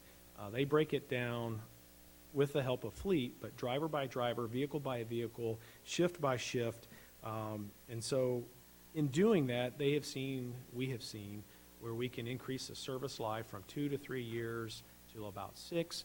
The maintenance costs have gone down, and the utilization rate has gone up for the vehicles. So it's been a huge success, and we'll talk a little bit more. But really, PD is where we want to get with the data maintenance so that we can then begin to do the data analytics for the other departments. Public Works, their service lives tend to be longer than the other departments, whether that's out of necessity or funding requirements, but they they survive that with an aggressive preventive maintenance schedule inside the department. They check out the trucks on a daily basis. They work with fleet, make sure that they're scheduled. They take them in on a regular basis so that both it's convenient for them and the fleet department for projections. But they've done a really good job. The Parks Department, when I look at that's one I have concerns with, is they seem to have been the hand-me-down department over the few years they would get left over for Public Works or for some of the other departments. I know John Harshman started last year being more aggressive in replacing with newer vehicles so that they would get the new vehicles. We will continue that trend, but again, that's something we're paying attention to. And then the light-duty fleet, that's where the rest of the motor pool is. We work that on a regular basis based on the 5-year for frontline and then 10-year conditional for other vehicles. One of the strategies based on the vehicle fleet and the mechanics, the staff we have on hand, currently we're pushing equipment downtown, and it's based strictly on resource availability. But we will talk about that in policy development because we want to start looking at it from an asset management approach. Does it make more sense to lease the equipment and allow the lease owners, or deal on the lease, but the equipment owners to do the maintenance versus us doing it in-house? Historically, we've been buying the equipment and maintaining it ourselves, but a lot of times that equipment will sit until it's needed for specific use. So we want to let the utilization dictate whether it's a purchase or a lease decision. So that's something we're looking at for equipment. So this is our 10-year replacement forecast. Many of you have seen this. We have not changed that, and we're following it. We're working with James and Finance pretty on point. It is about 1.5 to 1.7 million annually. There are a few years where we have big purchases like we did with the ladder truck this year. Water and drainage and EMS are enterprise funds, so those funds, the fees and revenues we collect, purchase the vehicles for that. Water and drainage are pretty good. The big purchases for them are the trucks for the crew vehicles and the tractors. We also share those tractors with the Parks Department, so there's an economy of force there. And then EMS, I talked a little bit about, we will buy a new ambulance annually and remount one annually starting this year and next. So this is the replacement program for 2020. We are finally replacing the last of our Crown Vics. I know AJ is sad about that. He will have the last Crown Vic, but we'll have the 9 Explorers. We might keep his for a static display, but we will put his red light on his new vehicle just so he can have that memory. But we will have most of those in service by the beginning of the year. You just approved a lot of the equipment purchase that we need to buy to get the CAD system, everything loaded in there. You see the rest of the single cab, crew cab trucks. Many of y'all saw the new brush truck down at TML. It's a beautiful asset. So we're excited to have that. And hopefully the ladder truck comes in soon. So. Right now we are finishing up the first 3 months of this fiscal year and specifying all of the public safety vehicles. As soon as we finish that, we will move to the light duty fleet. So policy development, one of the things that I thought was pretty visionary when I joined the city is a few years ago we started looking at our vehicles from an asset management approach. Previously to that, it was a vehicle by vehicle, meaning, hey, that vehicle died, let's just replace it, or the department would come forward, and the one with the loudest voice would typically get the newest vehicle. John, and I'll give him credit for it, he worked with your approval to get Manager Plus. It's a great software that tracks the work orders. That's where we're maintaining the data. How much the vehicles are worth. It takes a depreciation cost, when we should turn them and sell them and buy a replacement vehicle. And so that's worked so well, we've actually taken Manager Plus and moved it over to facilities and kind of doing the same thing with our facilities program. But that's just been a great program with asset management approach. We do need to train our current staff because over time it's turned over, and so we need to get some training. We're focusing on getting them trained here in the next few months on the software. The training program itself, right now we validate you have a driver's license and that you're able to drive. That's pretty much our training program. Some of the departments with larger vehicle, the tractors and things, they will train at the department level, but at the city level, we can't tell you who's licensed to operate that equipment, who's been completely trained. That's something we need to work on. Vehicle incident, the reporting procedures, we have defined reporting procedures, but the way they're implemented within the departments varies. Some departments bring it in for a light scratch, which takes time both from the fleet and from the service availability of the vehicle, to they continue a job even though they may lose a tail light or something instead of bringing it in when they should. So that is something we're working throughout the departments, is to make sure that we apply that consistently across all departments. And then we're going to talk a little bit about the take-home policy. So one of the specific questions from Councilman Davis was the take-home policy. Are we following policy? How does it apply both to the city and to the overall budget, and what does that impact look like to us?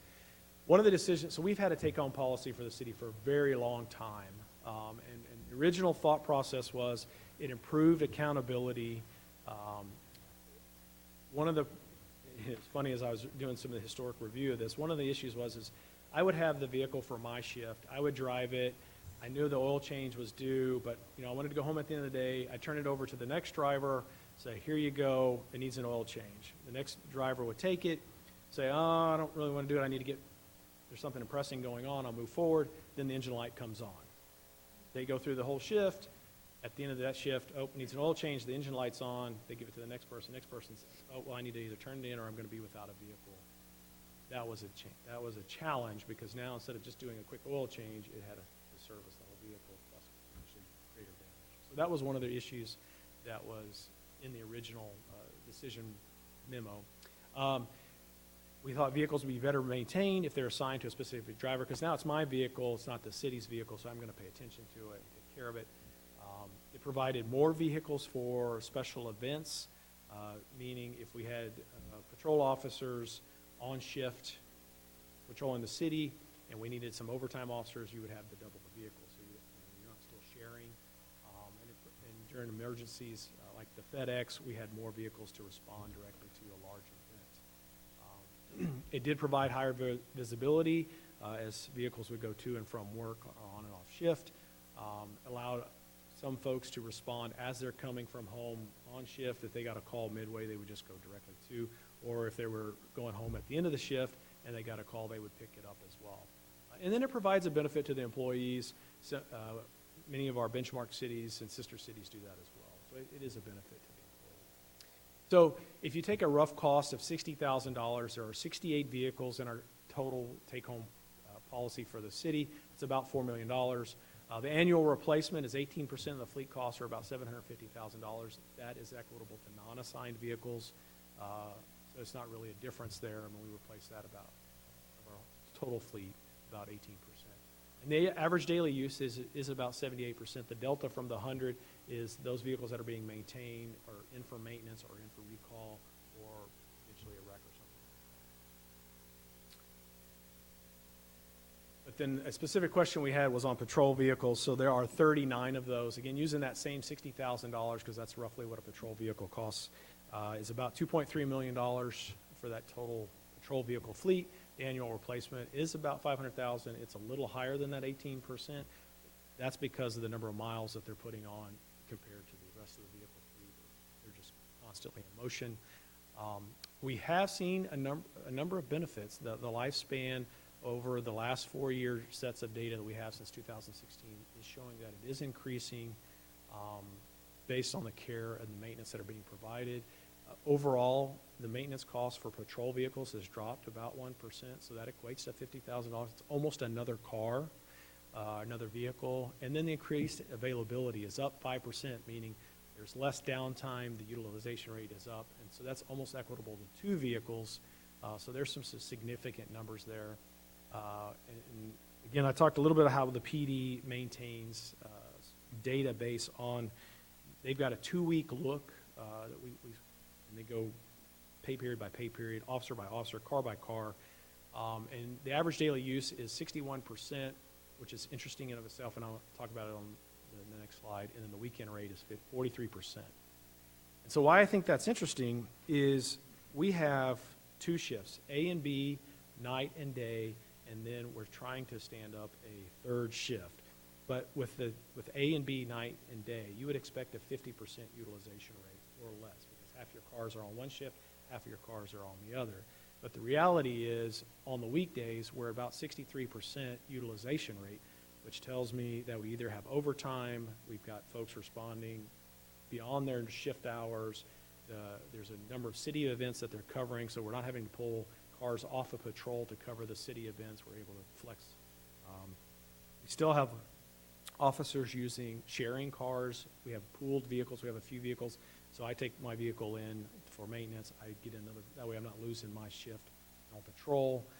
And so that's kind of what this shows, is that we're still greater than 50% need, and we're still sharing cars. This is a lagging indicator of vehicle usage, but it is a leading indicator on what we need to prepare for overtime and vehicle utilization for weekdays, Monday through Friday. With that, the recommendation, again, I would recommend that we maintain the current path for the next 2 to 3 years based on the current replacement schedule.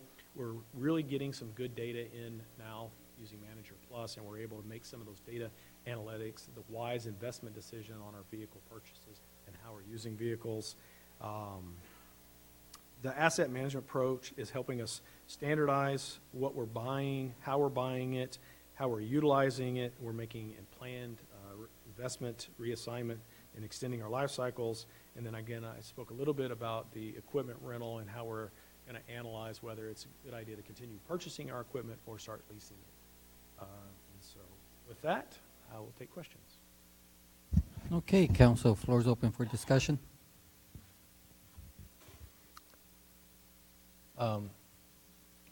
Chair recognizes Councilmember Davis. Thank you. It's a good presentation. I just jumped to where I was at.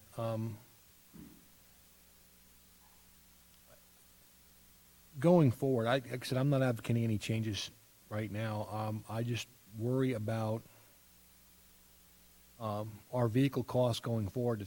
It's one piece of our budget, and I don't want to say unfortunately, when you look at our budget, public safety, rightfully so, takes a big portion of it. And unfortunately for municipalities, it's because fire trucks aren't cheap. Police vehicles aren't cheap. Tonight we had we just bought 7 new police vehicles. 9? Ford Explorers. And what was the unit cost for the 9? Roughly, the vehicle is $60,000. And then tonight we had a measure on there for 7 sets of gear to outfit vehicles. That was like $50,000 divided by 7. That's another 7 to 8 grand per vehicle. So on your presentation here, if you go back to the police one,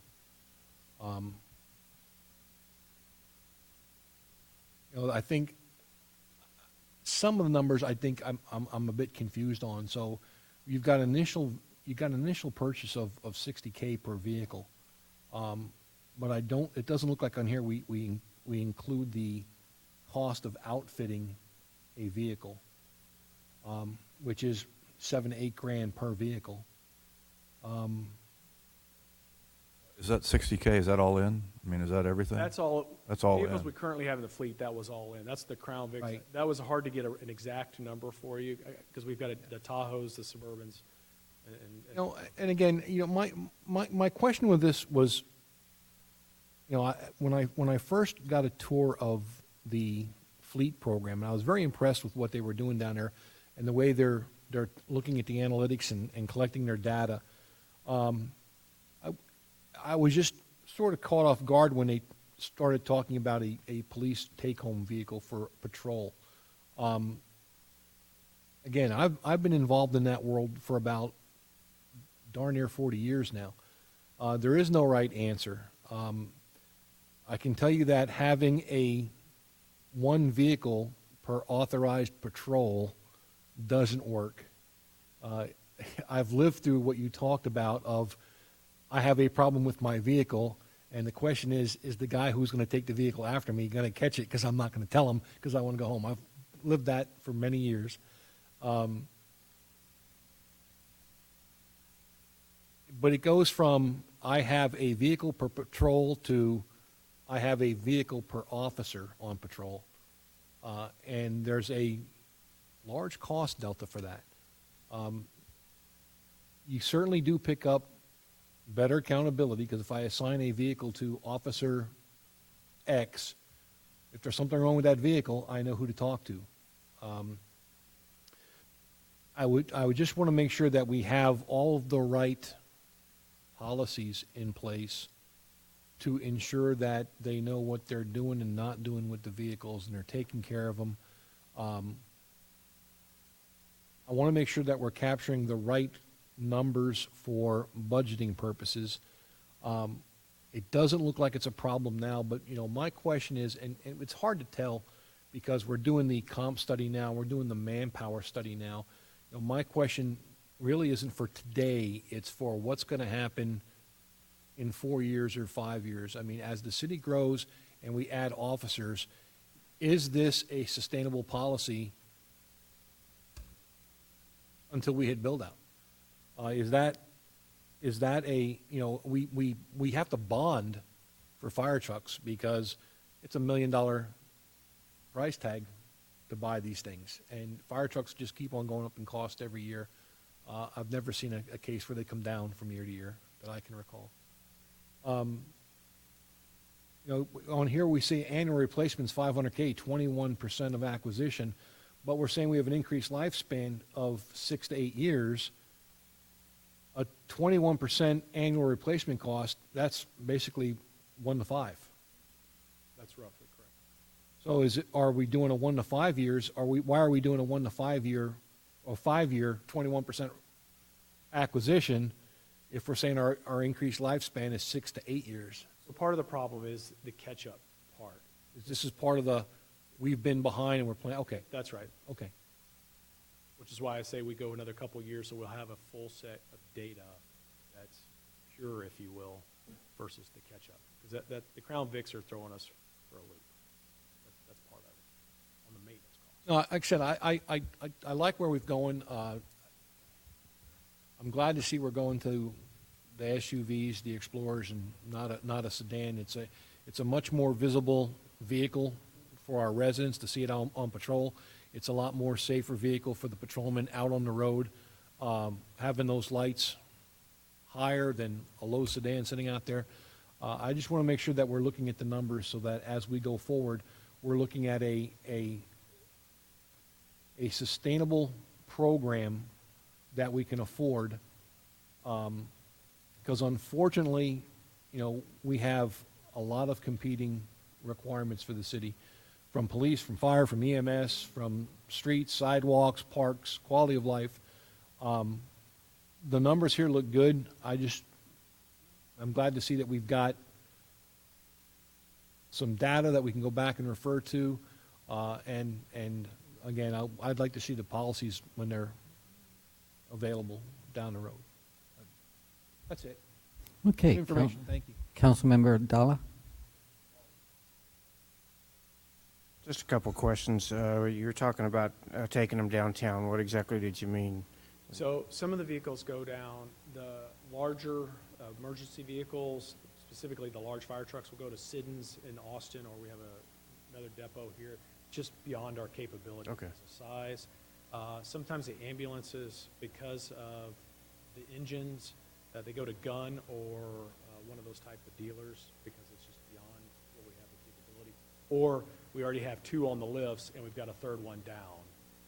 Right now, many of our ambulances have 150, 200,000 miles on them just because of the constant driving. And so we can't afford for them to be down. Right. So when we go through our reserves, we have to make that decision so they get serviced faster while we're continuing with the 2 that are on the lifts now. That makes sense. Yeah, and I guess to follow up on that, then do you have any data that breaks down as how much of that is stuff that's beyond your capability and how much is that you're exceeding your capacity to do it in-house? We do. We have that data by vehicle. We have that data by service type, if you will. Like, what was it, a transmission? Was it an engine? That type of thing. And one of the things that we're working on is getting all of our fleet mechanics EVT, emergency vehicle trained. There's a certification there. There's 3 levels. And so we'd like to get them all trained so that they can do all the emergency vehicles, and we focus our work there. Not for this presentation, but again, Building 27 will be where fleet moves to, and we're trying to move our program so that we can service all of our emergency vehicles in Building 27 once that's complete and done. Right. We're focusing on that. So let's go downtown. Yeah, so I guess as we're moving forward, we're continuing this discussion that I think it would be good for us to have that breakdown, because if you're sending a lot of work that we're capable of doing it, but we're just don't have the manpower or we don't have the space for it, then that becomes another discussion is, do we need to make the investment in improving the facilities in order for you guys to take it in-house versus outsourcing it? Absolutely, and there'll be a budgetary, we've asked for fleet mechanics. Right now, we have 55 vehicles per fleet mechanic. That's kind of the demographic based on the overall fleet and how it works out. That's a large number. If you look at private industry, if you look at some of our other municipalities, benchmark cities, that exceeds what they're doing. So a lot of times we just exceed our resources. Right, and then the other question, I've always wondered, you see all these ads for GPS tracking, do we have it on the vehicles? Is it something that we've looked at, and is it something that we would think would be worthwhile? We do not currently. We have looked at that in the past, and there was a policy decision not to, based, I assume, on costs, but we can look at and continue to look at that, because then we can track where they're at, how they're being utilized, especially on our streets. Public Works vehicles would be helpful, where those crews at, where they're spending time. With the cost of it nowadays, I hear as low as, $10, $14 a month, per vehicle on some of these things that I've heard on some of the commercials, that might be something to look at too. That's all I have. Council, any other questions, comments? No. Okay, thank you. Okay, next item is the City Secretary, Brenda Dennis will provide roll call. It's twice, 3 times, and I'm Vote gonna get you. confirmation. You can tell I'm a little nervous. Yes, Ms. consent. Dennis, it's all yours. Consent agenda items 1 through 8. The motion was made by Councilmember Scagliola, seconded by Councilmember Dalla. Mayor Pro Tem Brown, Councilmembers Davis, Scott, Larson, Dalla, Scagliola, Hayward voted yes. No one voted no. Motion passed.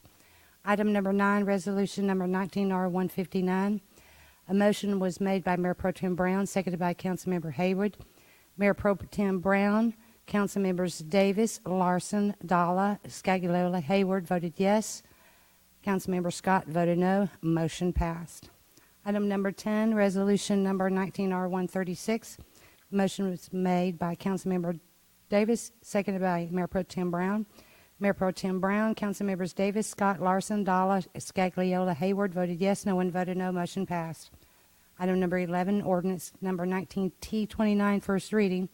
Motion was made by Councilmember Davis, seconded by Councilmember Hayward. Mayor Pro Tem Brown, Councilmembers Davis, Scott, Larson, Dalla, Scagliola, Hayward voted yes. No one voted no. Motion passed. Item number 12, resolution number 19R166. Motion was made by Councilmember Scott, seconded by Councilmember Dalla. Mayor Pro Tem Brown, Councilmembers Davis, Scott, Larson, Dalla, Scagliola, Hayward voted yes. No one voted no. Motion passed. Okay.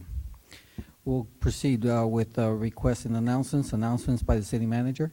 One thing I have is that Charles and I will be out tomorrow afternoon, Thursday, and Friday attending training in League City for Public Funds Investment Act. Okay. Request by council members that any item be placed on future or city agenda items. Any? Okay, Councilman Dalla? I guess this will be mainly for Brian, but kind of looking for a workshop type session, talk in general maybe about southern portion of Schertz, kind of a general update on 1518, the Woman Hollering Creek Trunk Project, the update of our comp plan update, where we're looking at working with the J-Loose. I think we've all said at one point we need to look at what we got going on down there, and let's get all level set on the information of what's happening, and then maybe we can talk about ways to move forward with looking at our land use plan down there.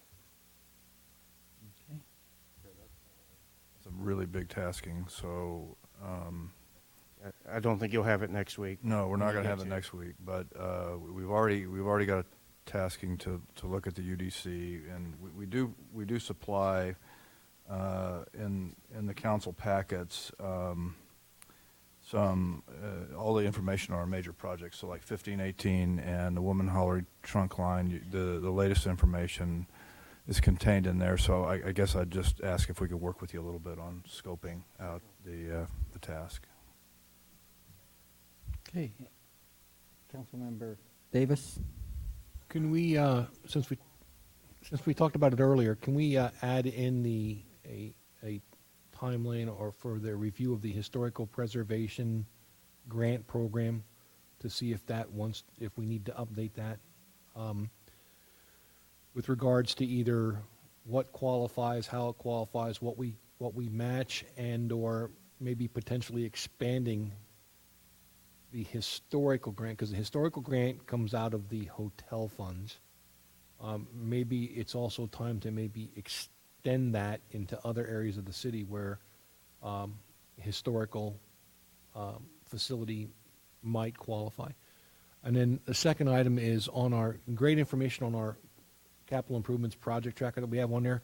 Could we just add the projects that are part of any interlocal agreements that we have? Specifically, I'm looking for, if we can get updates on the Cibolo Valley Drive project and how that's progressing, and Rips Chrysler. Since they involve us and another community, I'd like to, anything that is sort of crossing the boundaries, I'd like to get updates on those as well. Can we supply that in written form, or do you want an oral? No, I just would like it added to the capital improvements report that we get. Got That'd it. be fine for me. Thanks. Okay, council, any other? Okay. Next is announcements by the mayor and council members. Mayor Pro Temp Brown. Nothing, sir. Okay. Councilmember Davis. Nothing other than, sadly, I will miss the Holly Dazzle event this weekend. I don't know, should I say fortunately or unfortunately? The 6th is my wedding anniversary, and I've got plans for this weekend with my lovely bride of 39 years. So I wish you all to have a great time, but I wasn't going to go ice skating anyway, so have a great time, and I'll be there in spirit. Okay. Councilmember Scott. We will be attending that fantastic holidazzle, but other than that, I think we're good. Okay. Councilmember Larson. Councilmember Dalla. I got to attend the Founders Academy Cooking Club cooking contest last week. 6th, 7th, 8th, 9th, 10th graders had 3 different teams. It was really, really, really good food. And also developed a contact there for Brenda, and she has now enrolled the Founders Academy children into our mayor and student council program. So way to go, Brenda. Okay. Councilmember Scagliola. Hey, I had a wonderful time with the student council today. Thank you so much, Miss, I don't know, Davis. Dennis. That's all I have, sir. Okay, Councilmember Hayward. I attended the Guadalupe Coalition. It's an organization that's received a grant from the state of Texas to come into the area. They were originally in San Antonio, but come into the area to deal with drug addiction for teens. I shouldn't say teens, but children. And I'm part of the organization and trying to find ways that we can educate the parents on what is drugs and what kids are doing with e-cigarettes and talking with children. I was able to attend the Nexus groundbreaking, which that's phenomenal that they're moving from New Braunfels to our area, and we're at a pivotal point for that organization and the number of jobs they're bringing. I went to the Senior Center Roundtable meeting. That was very informative and interesting all at the same time. And then I attended a TML time management workshop and realized that there is no such animal. It is self-management, not time management. So we'll see where that takes me from there. That is all. Okay. As for me, I attended the electromagnet quarterly meeting, basically preparing our cities for maybe a worst case scenario that could ever happen in the area. That was very interesting. We have a lot of different officials attacking the different portions of what could happen. Also attended a groundbreaking ceremony for Nexus, a new business here in Schertz, so we're glad to have them aboard. And also the Chamber Annual Awards Luncheon. Congratulations to all the chambers and businesses for their contribution to our city. At this time, it is 9:26. We stand adjourned.